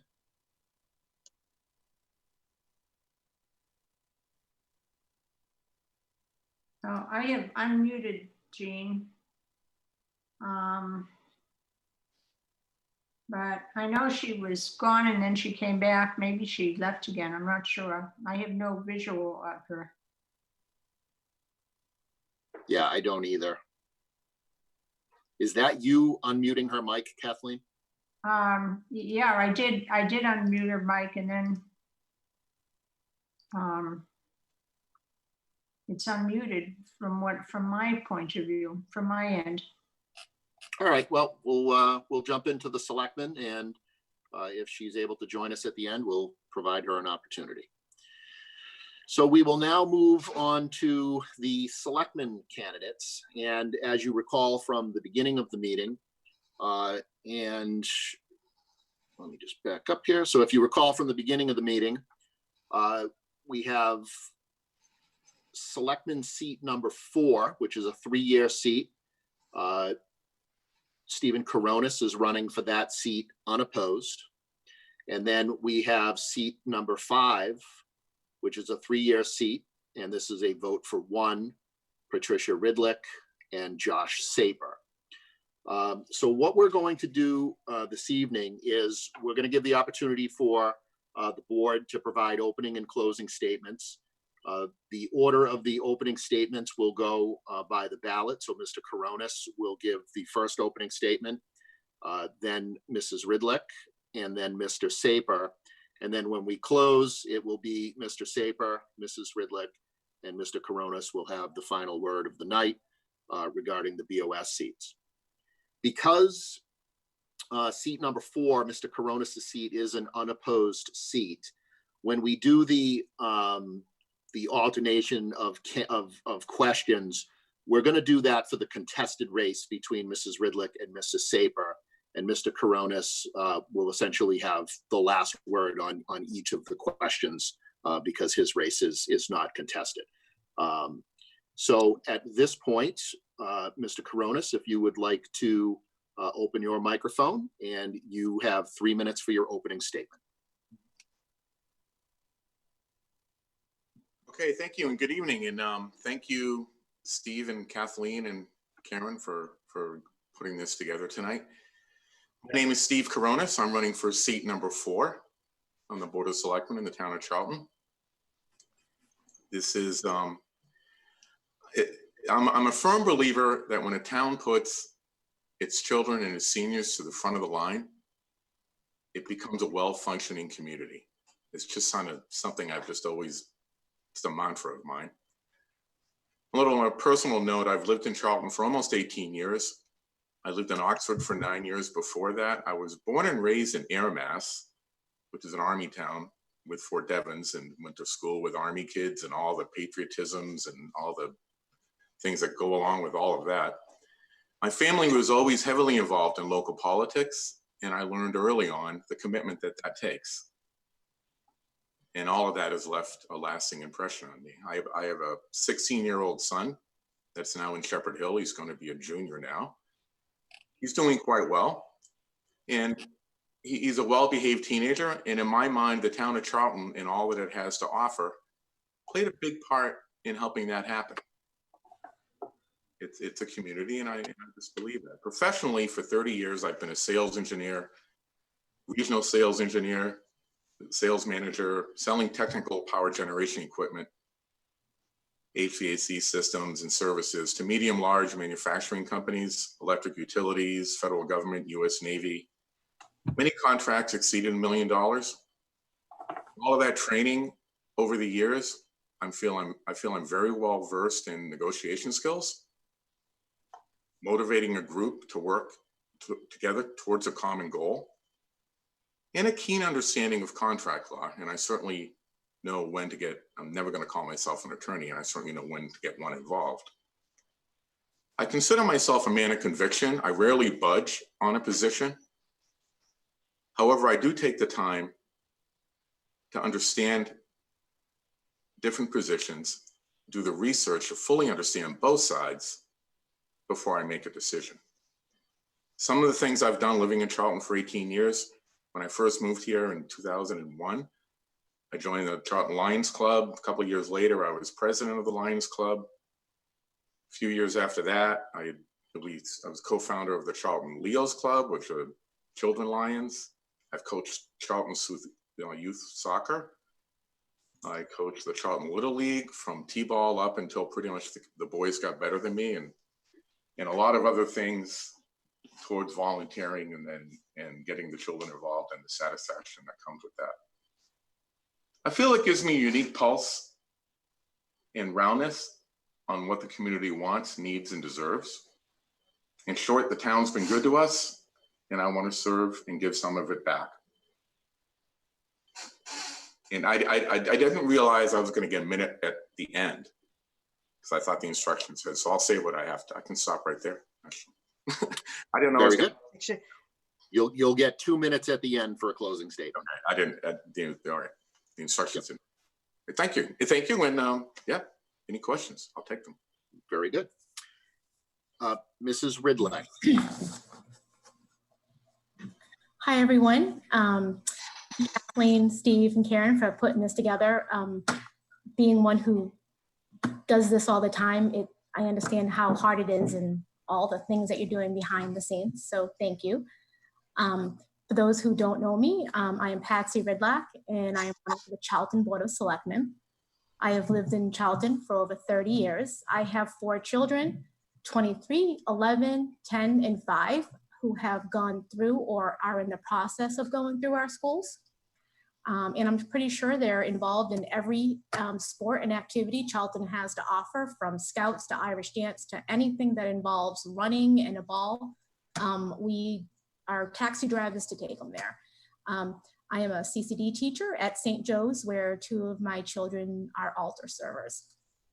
I received my bachelor's and master's degree at Nichols College, which prepared me well for my career in both corporate and government audit. I had the opportunity to travel throughout the world, assessing risk, advising on efficiency and effectiveness, and investigating fraud. Before I moved into the government realm, I also had the opportunity to serve 3 years as treasurer for the Association of Government Accountants, and I have my CIA certification.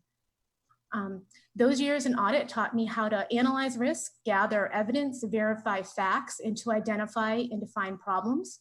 These skills will allow me to make fact-based decisions for our town. I have had the honor of serving you on our planning board for 18 years. There I have demonstrated my commitment to this town. I have proven that I stand up for what is right, even when it is difficult. A great example of this is the LNG facility that is proposing a plant over on 169. Multiple officials and employees felt that we had no chance and that we should kind of just let the state handle it and step back. It took multiple tries for me to even get an LNG committee appointed. By working with the Board of Health and the zoning board, we made it happen as a team. Because of that committee, many safety hazards and inaccurate filings were discovered. This still sits to be decided on the state siting board. However, we can be assured that a decision will be made with accurate facts and our residents' safety, and our residents will be safe.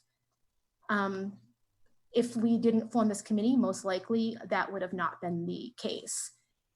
By already understanding the inner workings of our town hall, knowing the history and who to go to with questions, the learning curve will be minor for me. I believe that my knowledge, experience, and proven commitment to this town makes me an excellent candidate for selectman, and I ask for your vote on June 13th. Thank you.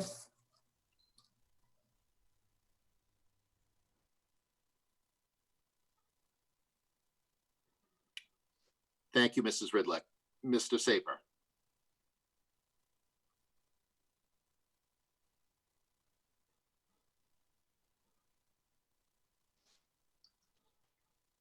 Josh, I can't hear him.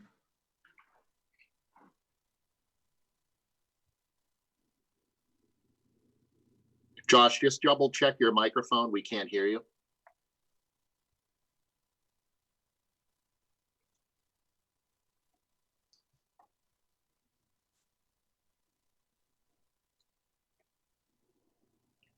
He just messaged and said that it's unmuted. Josh, we may have to do the same thing that we did. I'm not sure what the problem is, but if you could message Kathleen your cell phone number, we can give you a call and just put you on speaker.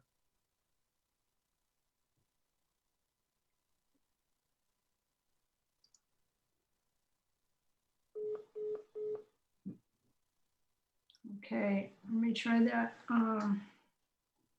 Actually, I'm on Mike's phone. Let me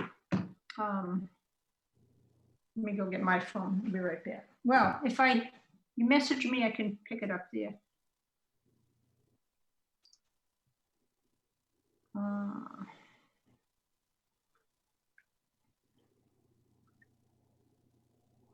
Okay, 609, is that right?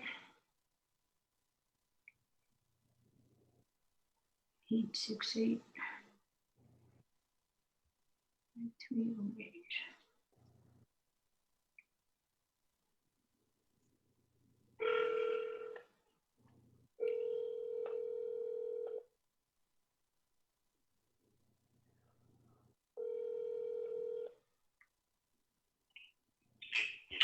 Josh?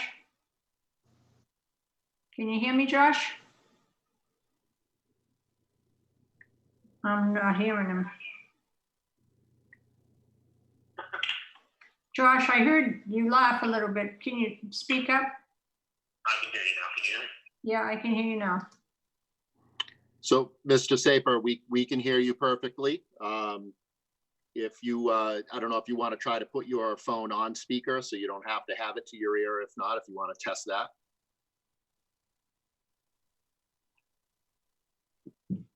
Can't hear you, Josh.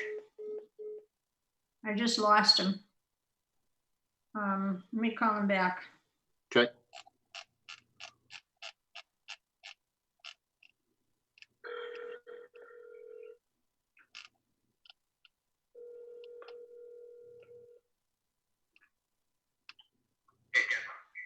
Can you hear me, Josh? I can hear you. Can you hear me? Yep, we can hear you now. All right, great. I was just saying, I'm calling from Charlton, so the cell service isn't all that great. Okay. So, Josh, we can hear you. If you want to try to do a quick test, if you want to put your phone on speaker so you don't have to hold it, it's completely up to you. But if you want to begin, you have 3 minutes. At risk of having any issues, I'll keep the phone to my ear. Very good. So, good evening, everyone. I want to first thank everyone for their time and watching, and all the candidates for participating. I hope everyone's families are safe and healthy during these tough times. I know it's difficult for everyone in different ways. And I wanted to thank Kathleen for putting this together, giving the candidates an opportunity to interact with residents, especially while there are little opportunities to do so, given all the restrictions that we have in place. And thanks also to Steve for moderating and Karen keeping time as well. So My name is Josh Saper, and I'm running for seat 5 on our Board of Selectmen.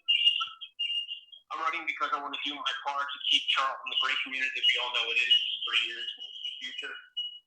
That means we need to invest in our public infrastructure and promote balanced development and growth moving forward that includes preservation and permanent open space as well. Over the years, as Charlton's population has increased, we as a town have not kept pace in developing our infrastructure, and now we can catch up. When I say infrastructure, I'm speaking about our town hall, our police, fire stations, our library, our senior center, our schools, which we've discussed in pretty good detail, roads, parks, permanent open space, and a town water supply. This is what I will focus on. Most of the people that I've spoken to are all in agreement with each other's visions, what they see Charlton growing into, or what they think needs to be improved on. Yet we continue to drag our feet moving forward with most of these initiatives. While some strategic planning and unity around these initiatives, I know we can accommodate a vision that will reflect all the needs of our residents, not just segments of a population. And if I'm elected, this is what I'll focus on, making sure that everyone's represented equally. Most importantly, we need to run a transparent and efficient government that represents all of our residents equally, as I said, and I look forward to helping make that happen. As always, you can always reach me through my website, Josh Saper for Charlton Board of Selectmen. You can submit anonymous questions through there as well. Also, I can be reached on my Facebook page, also Josh Saper for Charlton Board of Selectmen. Both have my email contact also. And I look forward to serving the community. And again, thank you for everyone's time.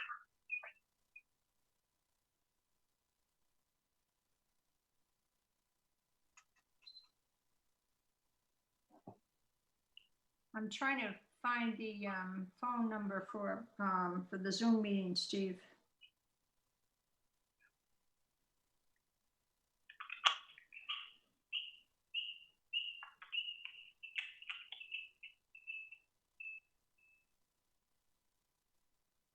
And Josh, if I can find the phone number, would you be able to call on that number, or is No, that's fine. Yeah, absolutely. Okay. Kathleen, I'm not sure if the feedback is coming from the phone being too close, like maybe try backing the phone up. Oh, And then good. Mr. Saper, try just muting your Zoom microphone. I don't know if that's interfering or not, but we'll Okay. give it a whirl. Josh, try that. Is that any better? Can you speak, Josh? Yeah, I put those speaker better. That's better. We're not getting the feedback. Okay. Yeah, I can't find the number right now. So, Kathleen, hang on one sec. Let me just see if it's in.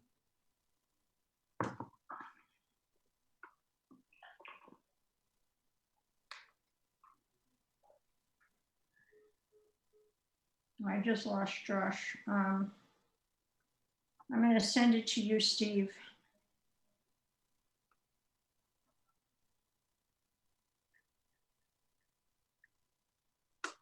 I'm going to put the Zoom number in the chat. Hang on one sec.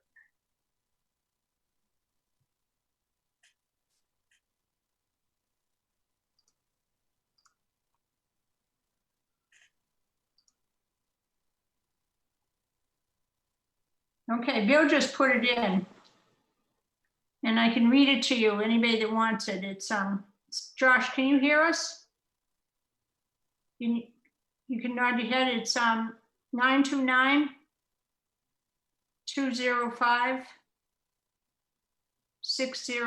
I'm not sure Josh is getting that. Now he's frozen. I'm typing it in the chat. Yeah, it's in the chat from Bill. Thanks, Bill.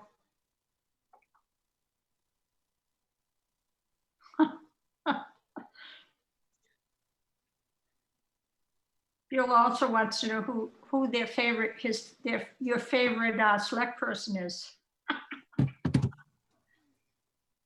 I assume that wasn't a real question. But it is interesting to think about. All right, everybody, we apologize. If you just give us a minute just so we can work to get Josh back on the line here.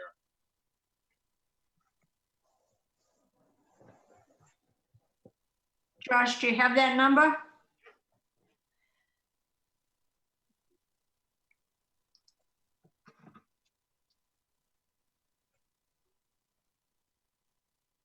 I don't think Josh can hear us. We've got more people coming in. Kathleen? Kathleen? Can you guys hear me now? This is Jean Vincent. Hi, oh, Jean, okay. Okay, while you're trying to get Josh, can I just rattle off a small speech? Yeah, it's up to Steve. Steve, you're muted. Can you guys hear me? Yes, we can hear you, Josh. Okay. All right, I'm here now. Okay. I'm going to take, hang on one sec.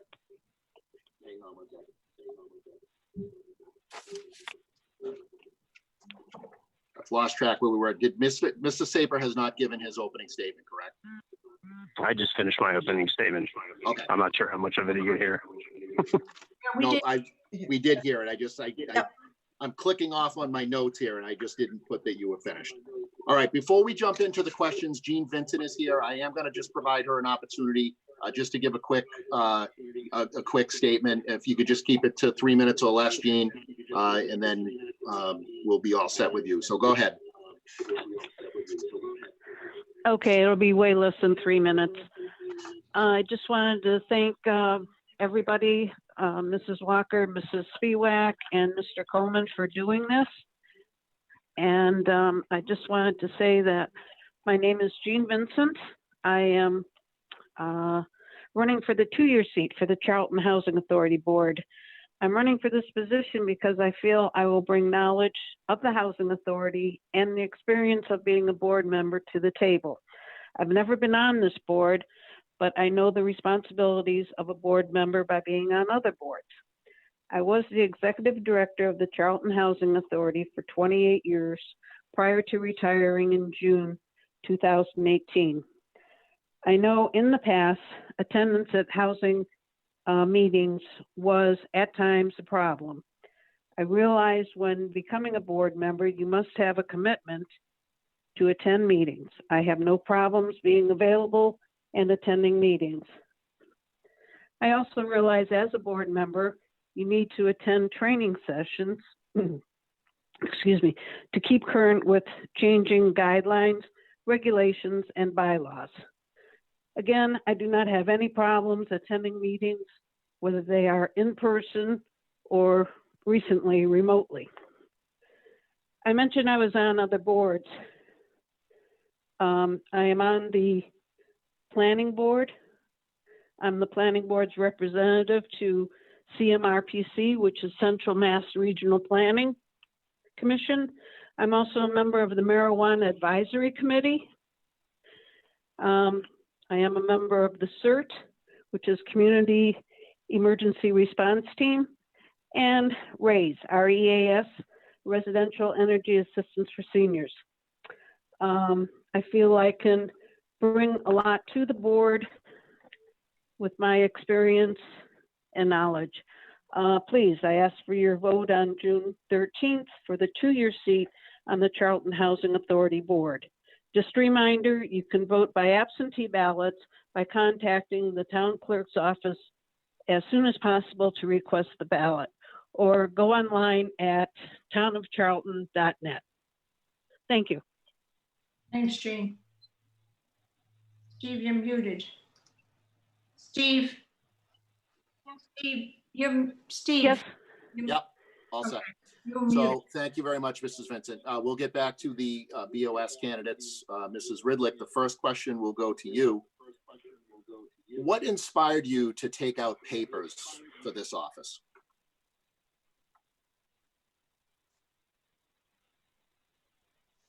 Patsy, we can't hear you. Okay. as I stated, I have been on the board for the planning board for 18 years.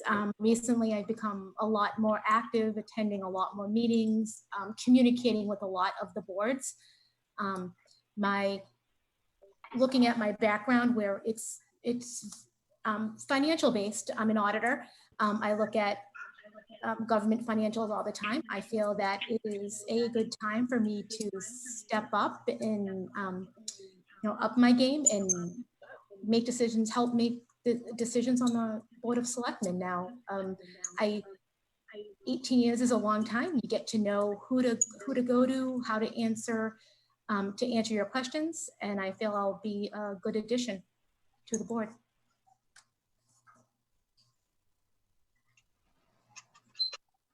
Thanks, Patsy. Thank you, Patsy. Mr. Saper.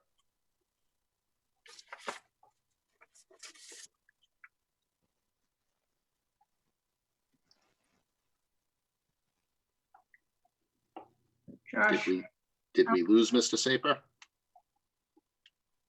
I don't know. Trying to unmute him, but he's.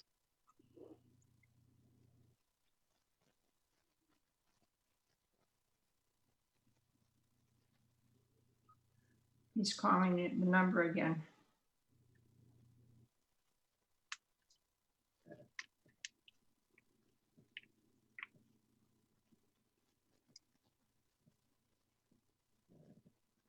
Unfortunately, he lives in about the worst cell phone area you could be in.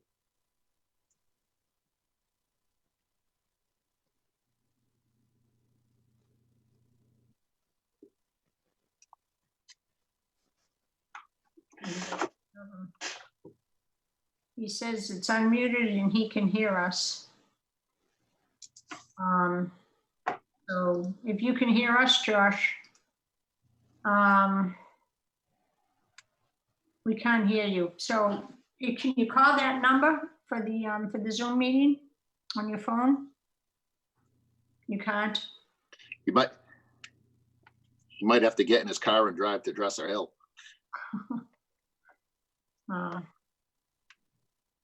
Well, can we come back to Josh? Yeah, we'll try to work that issue out. We'll go to Mr. Coronis. If you could just take the question, what inspired you to take out papers for this office?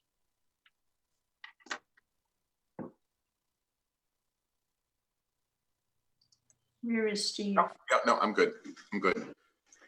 That's a very good question. I think I've had friends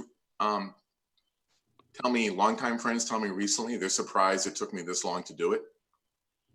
It's been ingrained in our family growing up in local politics. And I think this year with my son getting his license, that's going to make things a whole lot easier and free up a little bit of time to be able to do that, right?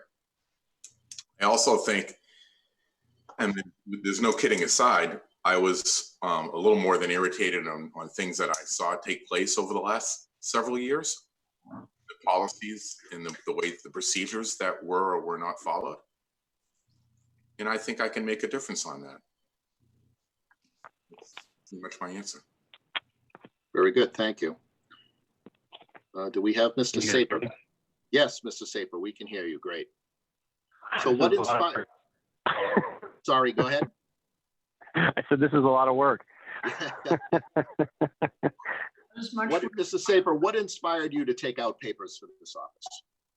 Yeah, so I've lived in Charlton for about 7 or 8 years now. My family relocated up here from South Jersey, right outside of Philadelphia, and really enjoyed the town. One of the reasons why we moved here was because of the school district, and just a very friendly atmosphere, great neighbors, great people. And now that things have settled down and I have time to devote to it, I started paying attention to a little bit more to things that were going on, and saw an opportunity to add some value in bringing my skill set and what we can do as some of the other Board of Selectmen that I've had a chance to speak with, some of the other officials that I've had a chance to speak with in town. I just think there's a lot of opportunity for the town as a whole, and just would love to be part of the solution and move some of these issues forward. Very good, thank you. Mr. Saper, the next question is for you. What do you hope to accomplish during your term in office? So my whole platform is on infrastructure. So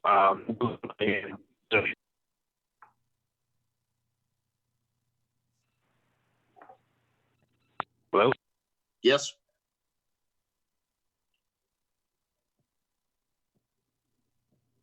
Josh, can you hear us? I think there's a phone number here that It keeps telling me that it keeps muting me. I'm not muting it. Can you hear me? we can hear you now. Yeah, I think that Oh, was you. okay, great. Can you repeat the question for me again, Steve? Sure. What do you hope to accomplish during your term in office? Right. So my focus, as I was saying, was on infrastructure, looking in more detail into some of the issues that are being addressed now, meeting with the police and the fire chief.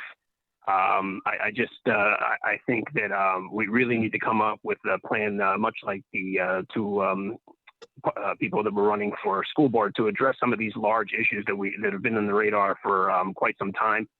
And I see a lot of this stuff not really moving forward for whatever reason. So again, would love to be a little bit more strategic in trying to figure out a long-term strategy to address these things. Very good, thank you.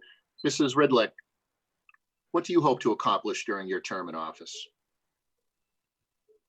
I think my biggest focus is I want to focus on improving the internal communications in our town hall. This would naturally make things flow better.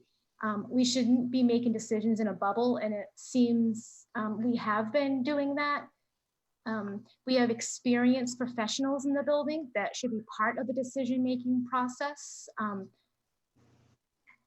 And we should, and the boards need to communicate more. This will decrease lawsuits. This will make everybody more knowledgeable and make fact-based decisions. People won't be guessing what the boards are doing, and with better communication, the town can work together to move us forward and figure out our goals and for the town in general.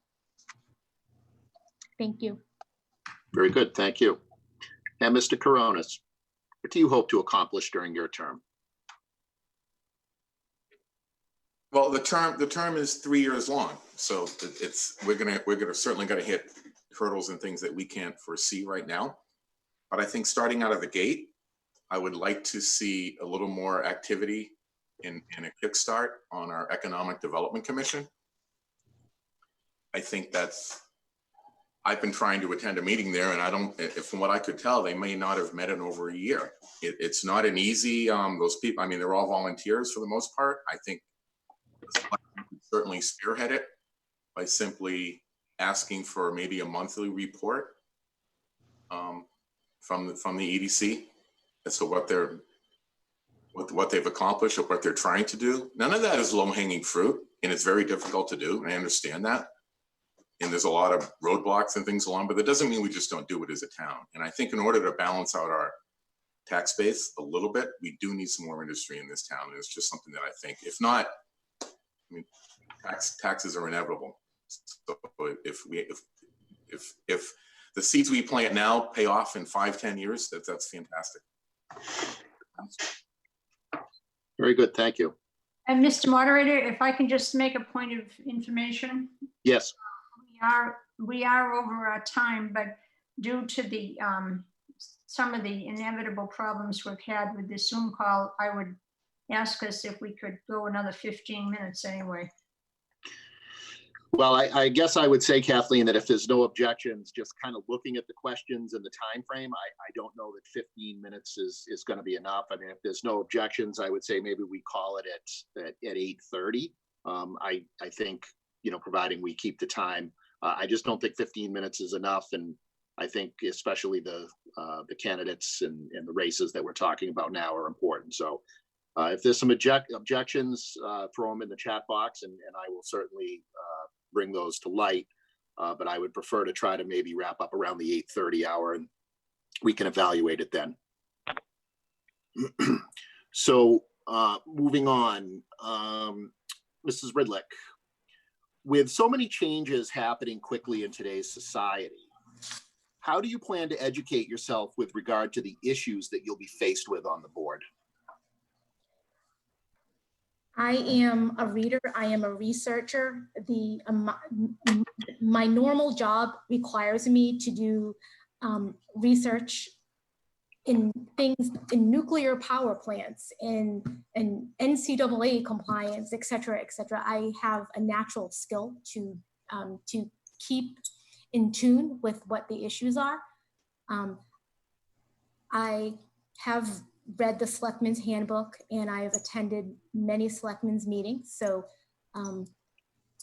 I do believe, and we actually have to do it for the planning board. We have to go to trainings. I will certainly attend the Mass Municipal trainings to listen to trends. And I will also communicate with all our department heads. I think it's very important to get a bigger picture and not just stick in the Board of Selectmen realm.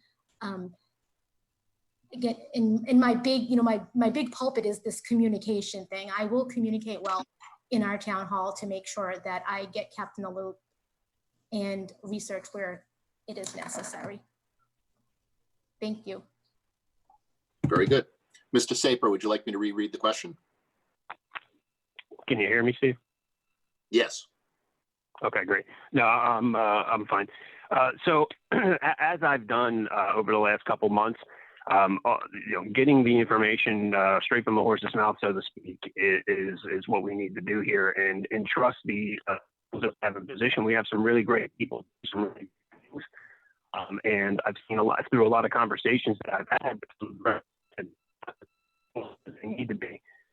Using the example of the safety complex, which is now one of our major issues in addressing infrastructure.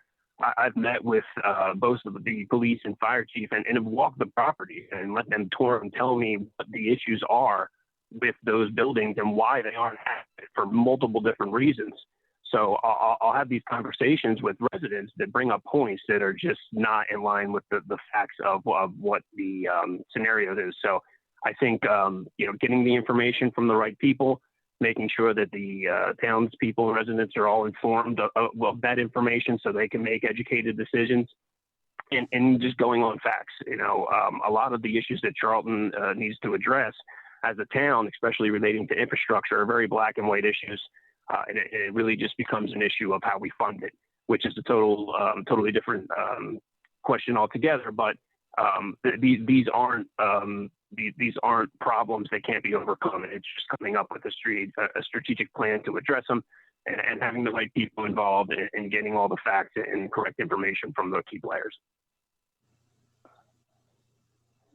Very good. Mr. Coronis, would you like me to reread the question? Yes, would you? It was the first part of that I don't think I quite caught. Sure. With so many changes happening so quickly in today's society, how do you plan to educate yourself regarding the issues that you'll be faced with on the board? Okay, I'm an avid reader. I think the day that it's we should probably never stop learning. There's always unless we absolutely think we know everything, and I certainly don't think I do. I mean, you just can't stop learning. So if there's a certain topic like what Patsy said, that you research, if it's LNG or something, you research it, you learn more about it. I think I would never rush to a vote if I was uncomfortable not understanding both sides of the equation, like I stated earlier. And I think it's that I may have seen that before, and I think it's still thought. I think any rush to vote is can be dangerous or a mistake if you try to rush. Just take a little more time, especially if it's a high profile topic that it really needs to be considered. I think patience is a virtue, especially in these times, not knowing what's coming up. Very good, thank you. The next question is if each of the candidates could talk a little bit about their history and experience attending Charlton town meetings and what that attendance record may look like. And Mr. Saper, we will start with you. Yes, we can hear you. Great. So I've been the first one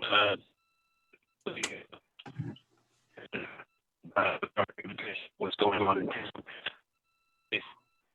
Just unfortunately, having a family moved up here and having very little flexibility in my wife and I's schedule, certainly wasn't available to attend a lot of these meetings. But as I said before, having and everyone who's been following any of my social media, I've been doing.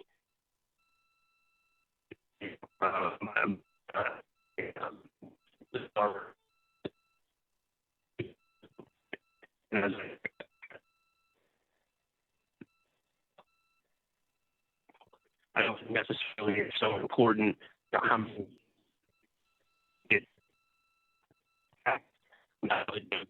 Josh, we're missing some of what you're saying. I'm sorry? You're missing some of it. Okay. Can you hear me out right now? Yeah, we got you clear now. Okay. So, as I was saying that I don't think it's so important, what a meetings, I've attended in the past. I think it's more important knowing what the issues are now and what needs to be addressed. And as I said before, just making sure that we're proactive moving forward. But again, the first couple of years I was here, just time did not allow, and I didn't have to necessarily do the thing. So the things. I can't hear you, Josh. Okay, sorry guys. I don't know. Josh, do you want me to provide the answer? No, that's okay. I can just type it in the chat box. But again, just I think moving forward, it's not important, what meetings you've been to. It's understanding the facts and adding value to the solution. Very good. We heard you loud and clear. We heard you loud and clear there. So thank you. Hang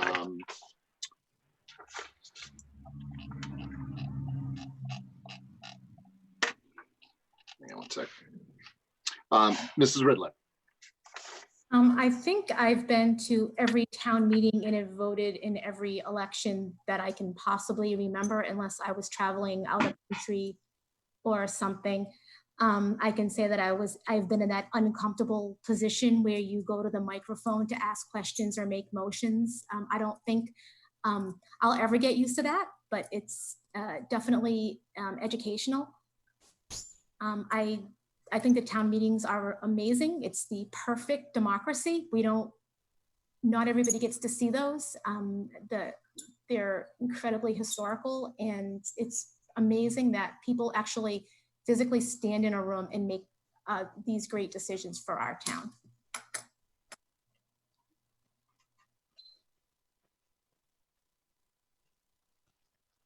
Mr. Coronis.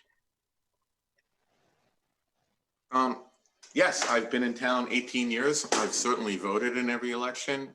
I've probably, through traveling through work or something, I may have missed 4 or 5 town meetings maybe over the years, but I think in the last 3 years, there's probably enough video to show that I've been around a few of them. I think it's important to really understand the fabric of the town. I really think you need to certainly attend them and see how people react, and you get a good feeling of where people stand, just in general. That's my answer on that. Very good. So I'm going to go to the chat and ask one of the questions that was provided in the chat. This person,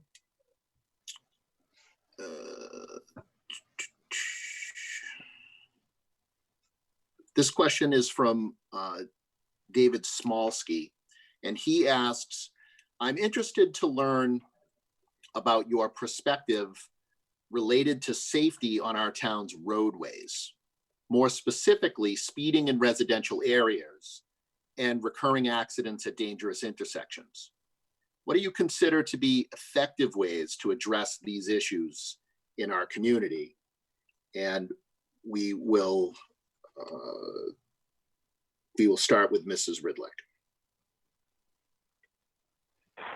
I believe that the actual engineering and the safety part of that question needs to be addressed by professionals who understand the roadways and traffic rules. One of the big issues in Charlton, Route 20 is incredibly dangerous, and the town itself has very little control over Route 20. It's about, Mass Department of Transportation makes all the rules there. I think that over the years, the town has been proactive with, more police officers, more tickets. But with a town our size and all these back roads, it's a difficult process. And fixing the roads is expensive. We get some state funding, the budget's tight, and but with that, I think our highway department is pretty amazing at what they can do on such a small budget. But again, I have to lean toward the professionals to look more at the engineering piece of this, and for more residents to speak up so the town knows of specific issues. Very good. Mr. Saper? Can you hear me? Yes. Yeah, so I've had lots of great conversations about this topic with some residents that are in more rural roads, semis and large trucks and commercial vehicles going to roads that are very small and not made to handle some of this traffic that's grown over the years. I think that people have to remember the location of where we are at as a town in reference to some of the surrounding towns. And although I've heard similar statements that Ms. Ridlack has just made, and Route 20 is limited in what we can do, but I think that's not the appropriate response when we continue to grow as a town, and the traffic that goes through our town from surrounding towns continue to grow, especially us being so close to the or running parallel to the Pike, that there's definitely some things we can do to look into addressing some of these issues. And I think maybe having some conversations about 20 with the state in a different perspective as far as safety is concerned, and also as far as development. May not be the speed that everybody wants, but it's not that they're not addressing it at all. I mean, we can look at all the improvements that have been done throughout 20 in the past couple of years. I just think that I think some people want to see move a little bit faster sometimes, which we all know. The more municipalities that are involved, the harder that conversation is going to be. So. Again, to Ms. Ridlack's point, having the residents reach out to the Board of Selectmen, making sure that they're addressing their concerns and making sure that we're doing whatever we can do to attend to these needs. Very good. Mr. Coronis, are you all set with the question, or would you like me to reread it? No, I think I understand it. Okay. I do see the problem. It's random, and it's different parts of the town. I think we do have a traffic safety committee in town. I've never attended one of their meetings. I hope to. I think rather than reinvent the wheel, that's probably a good place to start. I believe if Chief Maxfield isn't on that, he certainly has one of his people on there. It starts with them. There are places in town, I could name one spot right now that I think we absolutely need a traffic light, and it's on Stafford Street. I think it's very scary to go through. And, there are things like that, but that's, I think just if we already have the traffic safety committee meeting, I think that's a good place to start, and maybe get the chief and everybody else a little more involved and bring it to their attention, which is really all the selectmen can do. We can't go out there and give people tickets, but that's kind of my answer. Very good, thank you. I just want to let everybody know some people messaged privately, some people messaged to everyone in the chat. This meeting is posted and was advertised to go until 9 o'clock, and because it is being recorded, I think that, and just looking at the amount of questions that we have and looking at the clock, we're not going to be done by 8:30. I do think that we should be wrapped up by 9. But I think it's important that we get all the relevant questions answered, as it was pointed out, as this is going to be replayed. So let me go back to another question that was submitted in the chat. And this one was from Anya Grondolowski. And she asks, what skills can you add to the Board of Selectmen regarding finances? Not just now, but for long-term infrastructure support in the future. And we will start with Mr. Saper. Can you still hear me, Steve? Yes, we can. So one of our greatest resources as a town is the size and footprint of our town. So in terms of things that we can do to create more tax income or a more corporate income is kind of look at the vision of what we are looking for as a town. You know, all the residents are looking for some kind of modest development. They're looking for open space protection. They're looking for protection of the neighborhoods that they're in. So I think that if we can use the footprint of the town and kind of rethink what our master plan and vision is, some zoning, but through zoning we can be kind of creative in maybe creating some opportunity zones, but certainly increasing the commercial tax base, which would definitely offset some of the finance issues that we have without raising taxes or creating overrides. Very good. Mrs. Ridlick? Can you repeat that for me? Sure.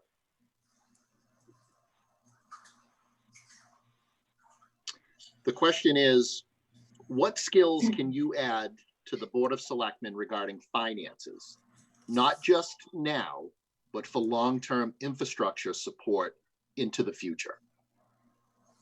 So both of my degrees are in finance. I understand budgeting. I understand how Chapter 70 works. I spent almost a decade looking at federal grants. I understand that process. So my background in that is helpful. But being on the planning board, I understand the development and the issues that we have on Route 20. Moving forward, the water position, the outlook for water and sewer it gets better and better. The further time goes, we are getting better. Developers who would never have looked at 20 because of our lack of water are now looking at 20. And that'll happen naturally. Charlton has a little bit of an issue where all of our development really needs to go on 20. There's not really much else. Everything else is residential or agricultural. There probably needs to be some tweaking, but I think naturally we do have some decent sized developers already interested in land. They're coming in, that revenue source. On the offside of that, we really need to tighten our belt. We are a bedroom community. We have that's a situation we are in. So we have to balance that revenue with cutting the budget and make sure that we're focusing on needs and not wants in the town of Charlton.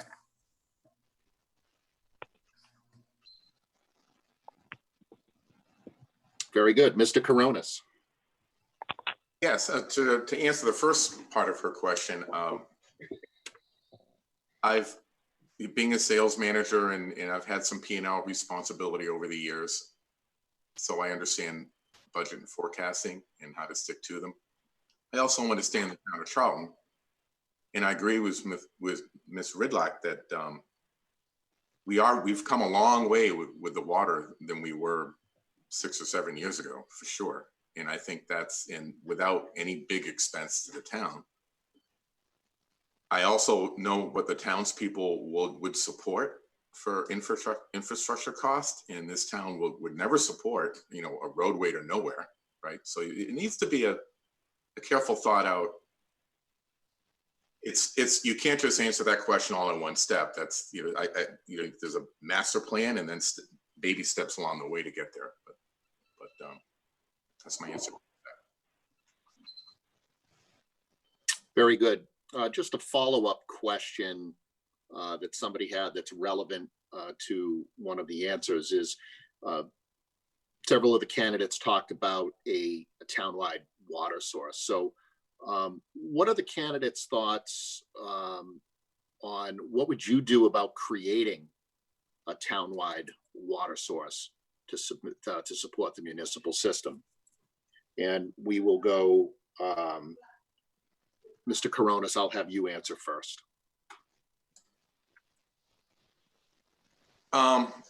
That's actually the first I've heard of anybody looking for a townwide water source. Was the question based on the wells not to be able to buy the water anymore from Southbridge and getting our own water supply, or literally a townwide water piping system? So currently the Charlton Water and Sewer Commission is exploring its own water source not to be reliant on the town of Southbridge. Yep. Oh, I think that's a very good move. I mean, why would they? It looks like they've had some grant money come across, and I mean, if I'm not mistaken, they're pretty close to out in Buffinville to locating that on its own. As far as a town-wide water infrastructure, I don't think the town. I think the town meeting would probably laugh at us if we ever brought up the multi-millions of dollars that would cost. I think the Water Sewer Commission is well on its way to solve that, from what I understand. And I believe it was done with most of it with grant money. Very good. Mr. Saper. Yeah, can you guys still hear me okay? Yes, we can. Great. So and I agree with Coronis's point that the amount of money that would take to build out a water supply for the complete 40 square miles of town would definitely be a burden. However, that being the progress that we have made in terms of our water supply now has been paid by Exxon and through initiatives that I'm not so sure that we would have moved forward otherwise. And as far as development on Route 20, the wants of our residents, as far as what businesses they want in our town, these businesses are not going to be able to sustain themselves without a water supply and some other infrastructure issues that we're at a deficit right now. So I think this is a very important issue. And maybe not for some parts of town. They have the option between well and public water, but there are 100% in conversations that I have had with residents. There are parts of our town that are affected and they need public water because their wells are not sustainable or there's issues in contamination. So I think this is one of our biggest issues. And to be dependent on another town for a water source is definitely going to limit our opportunities to grow as a town. And the farther we kick this can down the road, the more it's going to cost us to build out this infrastructure and the more detrimental it's going to be overall to the growth of Charlton. The last that I have seen as far as where we're at is we're in the last phase of the 2 or 3 year plan where they're going to continue to build out water pipes down 20. And they're going to be empty because we don't have a pump station and some of the other infrastructure pieces to that to complete the project. So I disagree that although it may have been big steps from where we were, we still have a long way to go. And this could become even a bigger issue if we don't keep it on our radar and move forward with something productive. Very good. Ms. Ridlack. Can you repeat the question for me, please? Sure. Let me just get back to it. So the question is, as a board member, actually, let me just get back to it so I make sure that I read it the same way.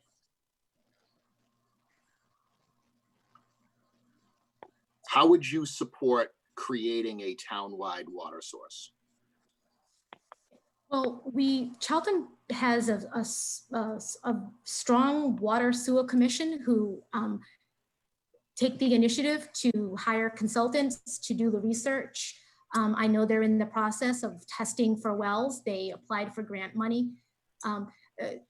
If Southbridge water is incredibly expensive, and it's great that we do have residents that will have the option to purchase Southbridge water, but having property in Southbridge, I can tell you that it's almost triple the price of Worcester water. And if Charlton could have its own water supply, it would certainly benefit the town. Water is every civilization, it's always focused around their water supply. So us being a town where we have so many historical water issues, it is a focus, and it will need to be considered and balanced along with those other infrastructure needs. And that's our issue. We have so many needs we're going to have to balance, and I'm guessing that the focus will be on the desperate needs, and water will probably be slower, be less of a priority, but it's incredibly important. Very good. The next question that was submitted was, if there is an issue that comes before the Board of Selectmen, and it's clear that the majority of the voters don't want this particular issue passed, however, you don't agree with the voters, do you vote what you believe is best for the town, or vote with your constituents? And we will start with Mrs. Ridlick. You're always giving me the hard ones first. So, I believe you need to look at all the facts, and you need to communicate with your residents. You have to weigh that information.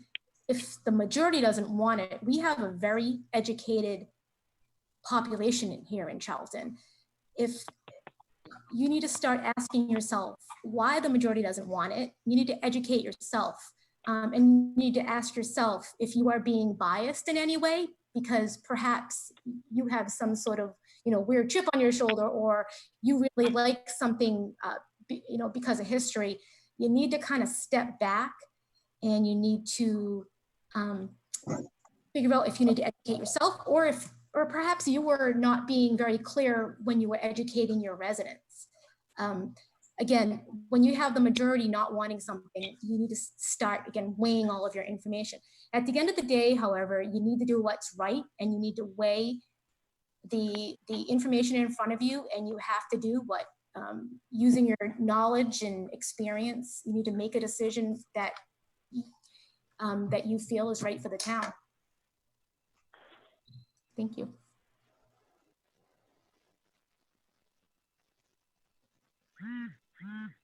Mr. Saper.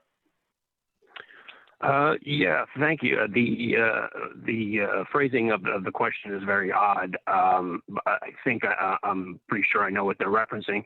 So people have to remember that not only our town, our state, our country is all governed by laws, right? So there's things that we can do, and there's things that we can't do.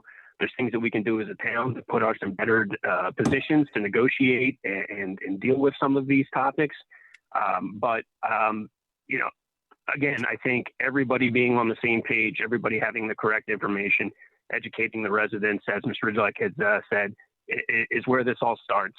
And I don't think there should be too many, if any, issues that come up that are framed like that, where it's a choice between your values and law. These aren't red and blue questions. These one of the things that I like about being able to help in town is that it's not politically motivated. It's bottom line issues.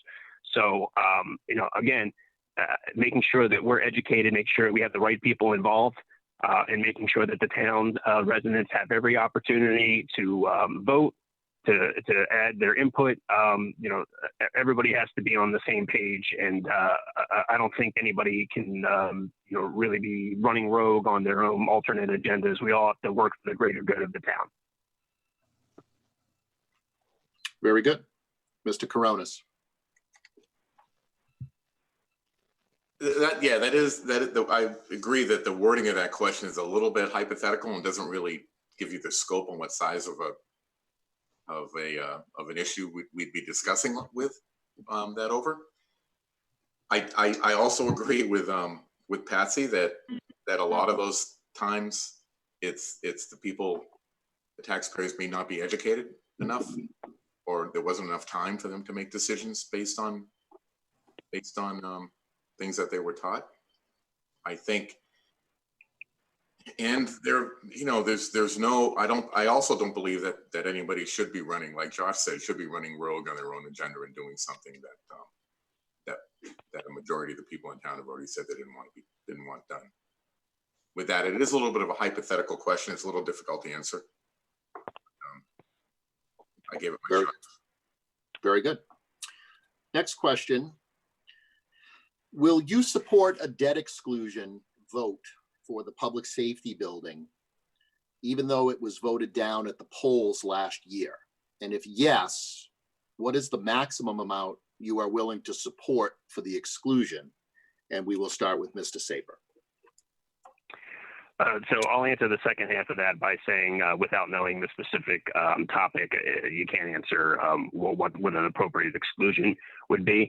But I know whose question this is. I've answered it online already, and the facts of each situation have to be very laid out in the appropriate way for everybody to make the best decision. So it's not a decision of want. It's going to be a decision of need, and we have to focus on what makes the most sense as a town.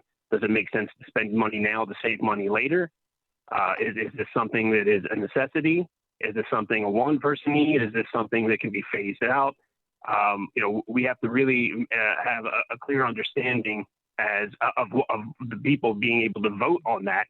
And we have to make sure that if that is the case moving forward, and any debt exclusion that needs to be presented, that we as a board can clearly present all the facts and why that's a decision moving forward. Again, whether that's or not is a totally different subject. But just based on the fact that it's a tough decision, or that people don't want to pay any more taxes necessarily.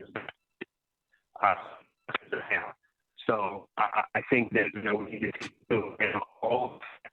And if it's something that we need to do moving forward, make sure that we can explain to the residents why that's a necessity. Very good. Mrs. Ridley. I've looked at the rendition. It's beautiful. I think that our first responders deserve an amazing facility. At the town meeting, the residents voted to approve the building, but then denied the funding source at the ballot. Personally, I have no skin in the game. If it gets approved, our family will pay the increased taxes. There will just be less fund spending for us. I understand that other people aren't in the same situation. And because I haven't seen the final plans or the final numbers, my decisions are really kind of middle of the road on, and I'm not sure even how I will personally vote. My big concern with the public safety building, and I've been telling everybody this, my big concern is the risk. The town already voted to not fund the 28 million. I believe they voted 2-1 to not fund. And my issue is that with that, we may leave our first responders in a fire station that's just a hazard. I worry about it failing at the ballot. The number that people are throwing around that's acceptable is under 20 million. That's what, and I talk to people all the time. Especially before the whole COVID deal, I am involved in everything you can possibly imagine. So many, just for my kids and committees and everything else. And that, 90% of the people are saying, we want a fire station. We will vote for a fire station. So I'd have to kind of suggest that we go down to closer to 20 million. I think the residents of our town will vote to pass that. And then we will get enough funding to maybe pay for a fire station that we can eventually turn into a public safety building. I like to weigh risk, and the risky part of this is that this will be denied, and we will wait years. We will be years behind on building anything, and our firemen will be sitting in this station. And if somebody gets hurt, the liability behind that just scares me. You know, this long-winded answer, I think I would prefer that we go to the ballot with 20 or 2 choices, 20 and 28. I just don't think that 28 will pass. As much as I think having a beautiful public safety building would be wonderful for Charlton, I just don't think that's something that the residents will allow to happen. Thank you. Very good. Mr. Coronis? Yeah, this is certainly going to be a topic that's going to come up this summer for sure. When this project started, I did attend a few of the meetings. I was in support of it. In fact, I was even in more support of it after the town meeting in the town, and that was a pretty big vote. The town was overwhelmingly in support of the concept in the building.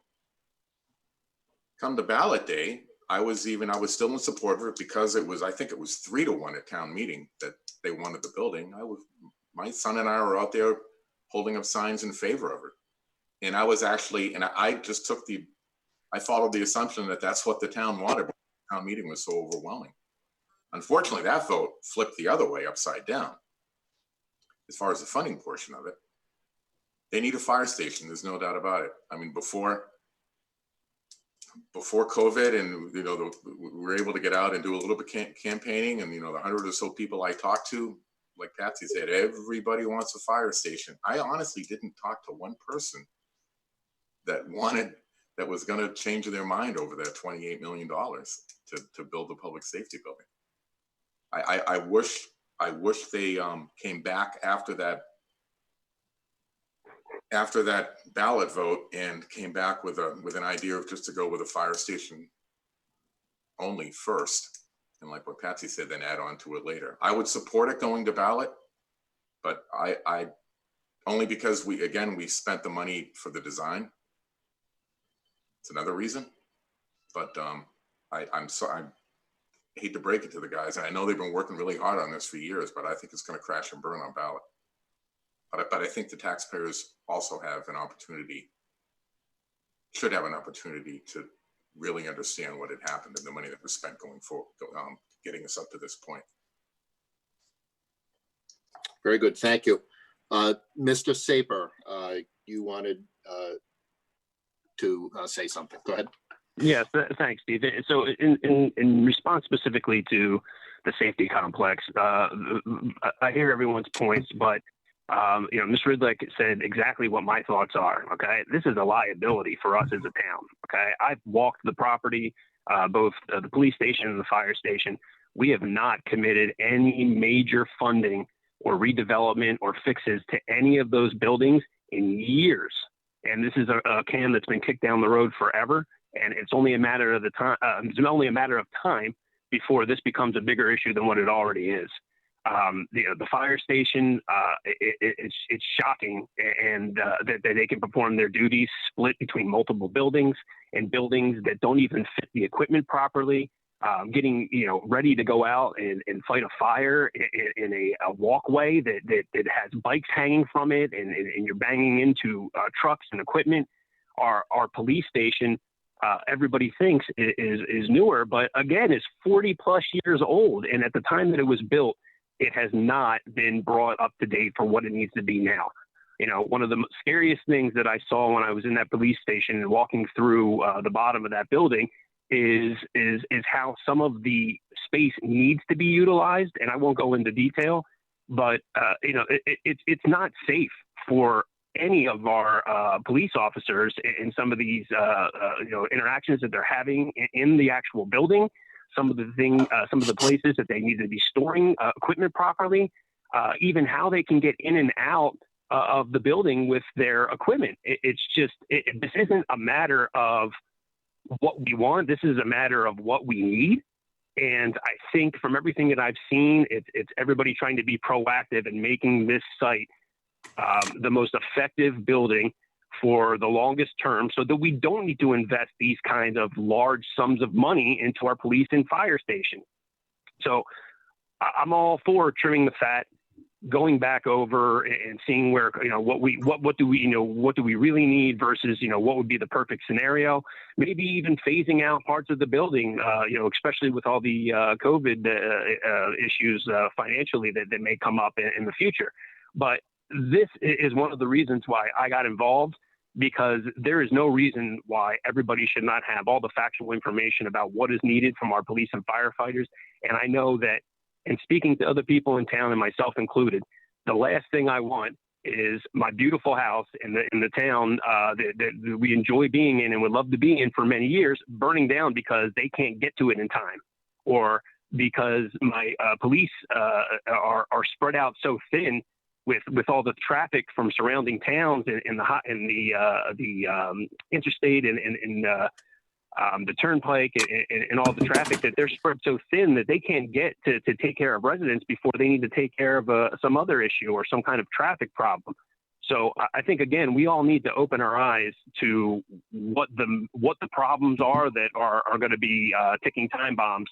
And this is one of them for sure. So I would do everything in my power to educate everybody, find a happy middle ground that meets the needs of both the police and firefighters, because not only do they deserve it, I mean, walking out of that fire station, I was embarrassed that that's how they have to serve in their role, and some of the things and hurdles that they need to overcome to be able to do their job correctly.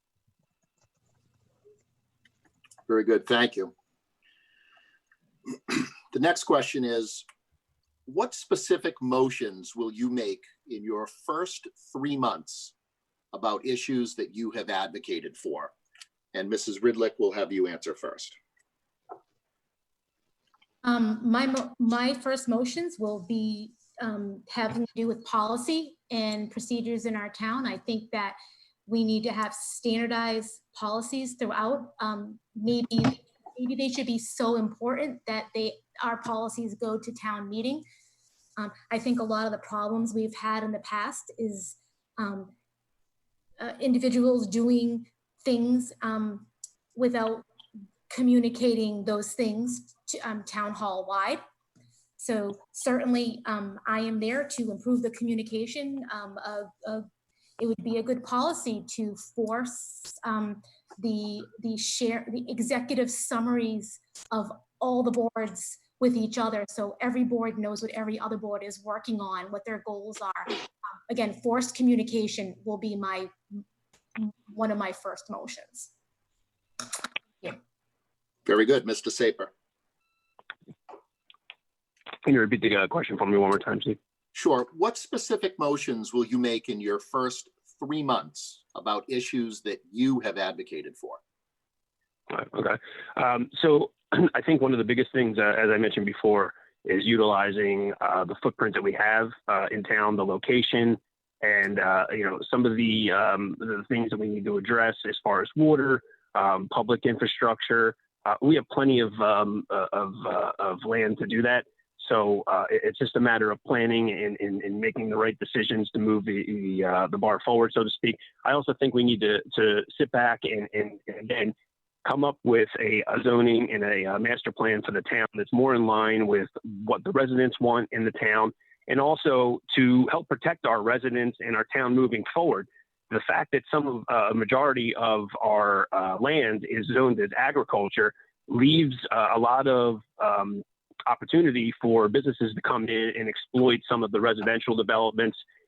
And the way that the zoning sits now, it doesn't benefit the town in any way in trying to move the overall vision of what everybody wants.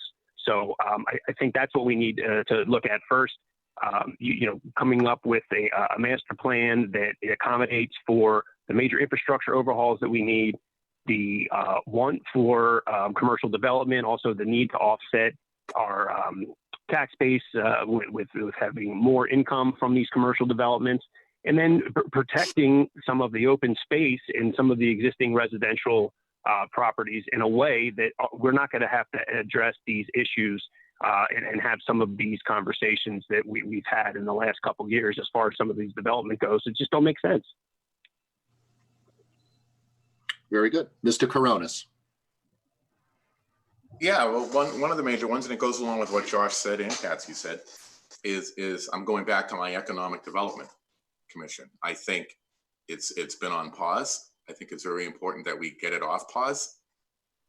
I was very excited. I had a conversation with Mr. Golis back before COVID in February or something like that. And I was encouraged by an article that was in the Telegram. And him and I talked about it, and Andrew was quoted in the article that the Treehouse could be a destination location for something, right? That whole avenue of town. And that's you get an Economic Development Commission in. They haven't met in over a year. I think if we I think Andrew thought that maybe, I guess that's a Randy's job, the head of the planning board's job, the director of the planning board could get involved in that, and then get a few volunteers. Maybe some of the volunteers we have, maybe we need some new volunteers. There's a lot of talent in this town. There's a lot of real estate professionals, landowners. Get some new ideas, get them together and spearhead it together. But as far as building out infrastructure, the town meeting's not going to vote for spending money before no, not to any large extent, before seeing any type of reasonable gain. Very good. The next question is there a specific Board of Selectmen decision or vote in the past 12 months that you disagree with? And why would you have voted differently? And we will start with Mr. Saper. I can't think of anything specific. And again, some of these conversations are behind closed doors and not having all the information. I don't want to insinuate anything, but I will say that one of the things that got me interested in running for the position is that the process and to me, looking from the outside in, and again, I don't have all the the insight that somebody that was part of these conversations or conversations behind closed doors, like I said. But I think that it's just that's a tough one to answer. Not having that, not being in their shoes, and not having all the insight into those. But I will say that to Patsy's point, it does look like we can do a better job in communicating some of the processes in more of a straight line than a zigzag, and definitely making sure that we have everyone's insight, including the residents, before we move forward with any of these decisions, as it affects all of us. Very good. Mrs. Ridlack. I can't say there's anything specific in the last year that I can, I have an opinion either way. I can say that I see, at least in the past, that facts weren't, there was no they didn't verify facts. I think that I see a lot of big numbers, big dollar numbers thrown out there, and people making promises, and it doesn't seem like there's much impact studies or background checks on developers or and process surrounding. So I would say nothing specific, but I do want to push that the select board start to make more fact-based decisions and less opinions, but more facts. Thank you. Very good. Mr. Coronis. Yeah, that's an interesting question. I wish it would be a lot easier to answer if the time frame went back 2 years rather than just 1 year. But I think I agree with it. In the last year, they've done quite well. I think they were very careful. They knew now that based on what happened the year before, they knew more eyes were on them. There was a little bit more fact checking, but and I believe they learned the mistakes from the previous year, which ended up being very costly to the town by not following procedures and rolling out projects and things like that. But I think in the last year, in the last 12 months, I think they've done a a relatively good job. I can't think of one specific thing. Again, but I think they learned their lesson from the year before. And I think a lot of candidates, including myself, learned that lesson going in running for selectmen. I mean, we certainly that year, in my opinion, we learned what not to do. That's for sure. Okay, this is the last question. And that question is, are there any major issues facing the town? Hang on one sec. I'm sorry, this is not the last question. Hang on. Stand by one sec. I need to just go to the chat. Stand by.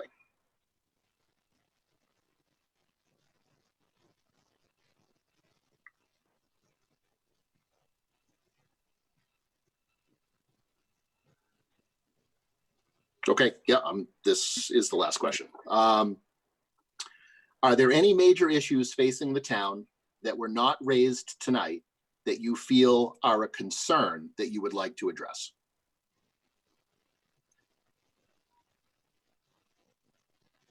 And we will go with Mrs. Ridlick.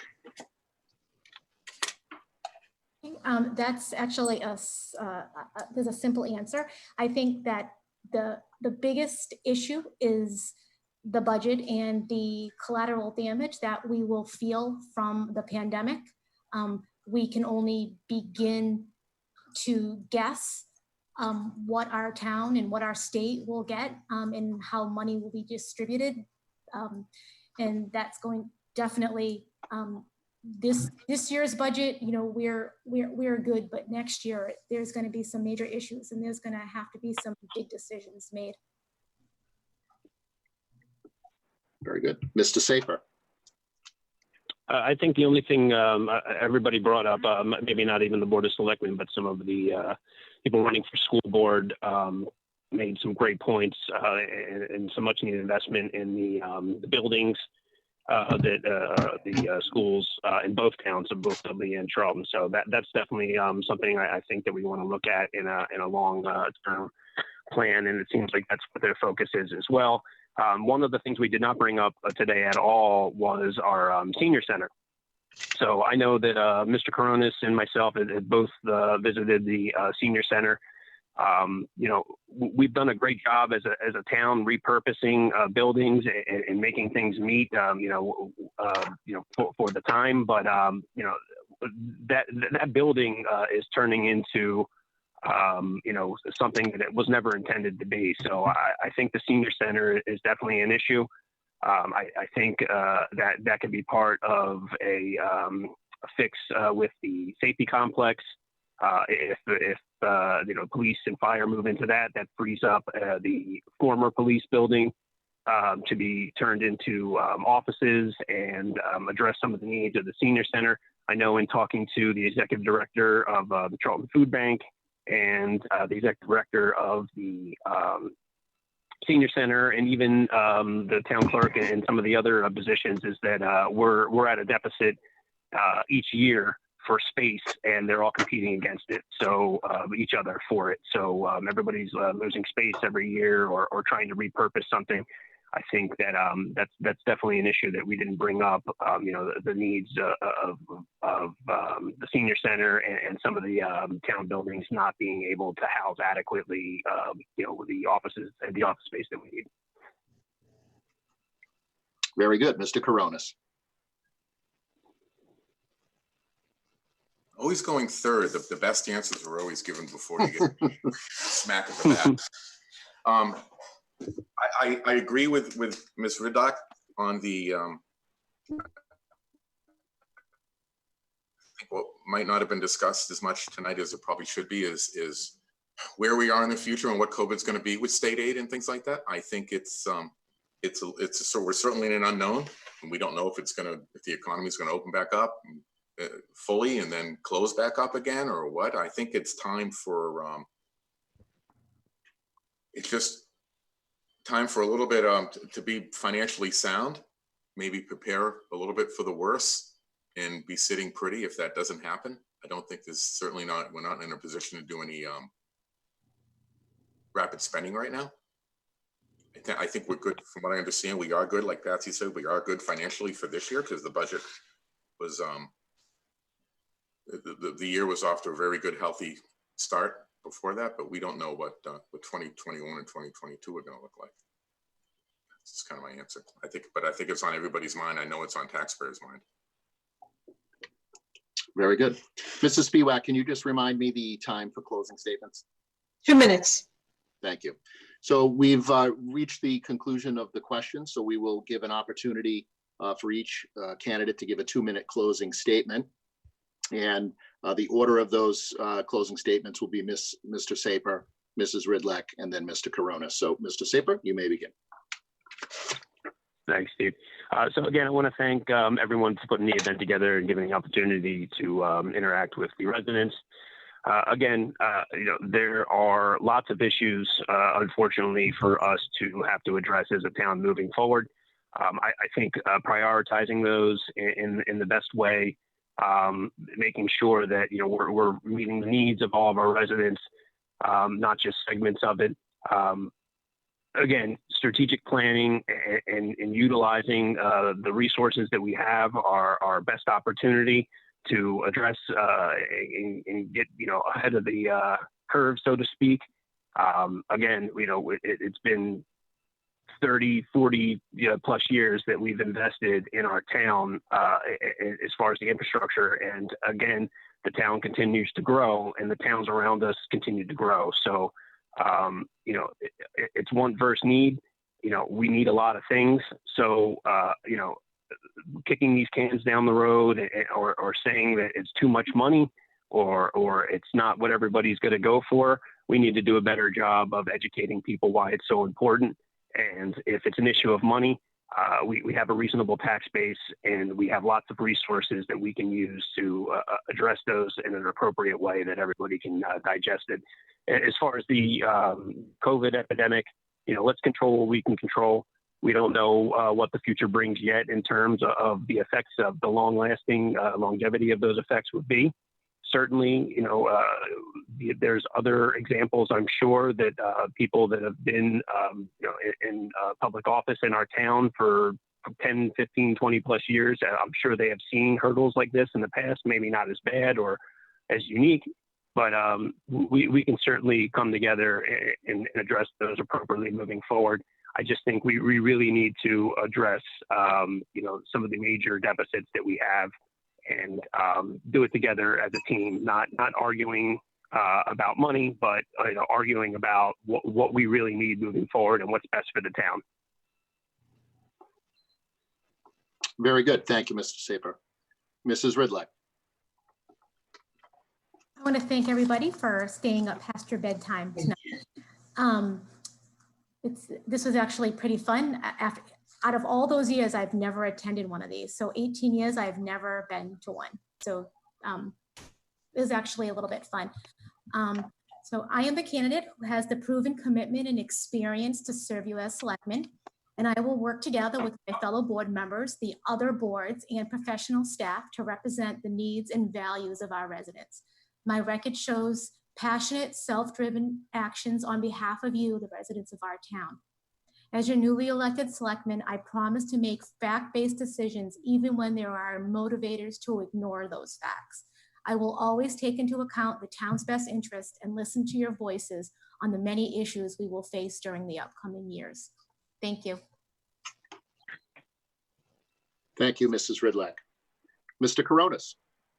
Okay, and I'm going to make everybody happy, and I'm not going to talk for 2 minutes here, but I am going to.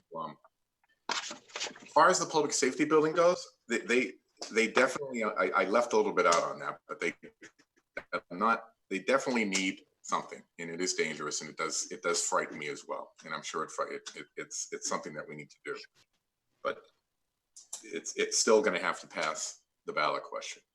In short, from a personal level, again, the town has been very good to my son and I, and I feel I have the skill set and want to give some of it back. I think I'm a firm believer that transparency in local government isn't a wish list for the Board of Selectmen to decide upon, but an expectation and a right to the citizens and taxpayers. excluding, of course, executive sessions and some things that HR issues that can't be made public. But I think the more information you get out there right from the get-go, the more people would be willing to go along with it. And I'm going to reiterate again, I think these are potentially trying financial times. I think the town again should prepare for the worst and be sitting better if it all doesn't get bad. I feel I meet the qualifications required to serve on the Charlton Board of Selectmen. I'm asking you for your vote on June 13th. And thank you and good night. Thank you, Mr. Coronas. So I want to thank all of the candidates that participated. I think at the height of the meeting, we had 51 people in. We've lost 20. We're down to 31 now, but this was a very well-attended meeting. This was probably the most well-attended candidates night that we've had probably since the beginning. So I want to thank everyone for participating. Although it was a long night, I think it was a very important night. We got through the questions that I think we needed to get through to give the voters an opportunity to hear everything that you had to say. This will be aired. I believe Kathleen and Karen will be working to ensure that this is posted to the town's YouTube channel. And they will promote that through the town's social media to make sure that everybody gets an opportunity to hear all of your hard work this evening.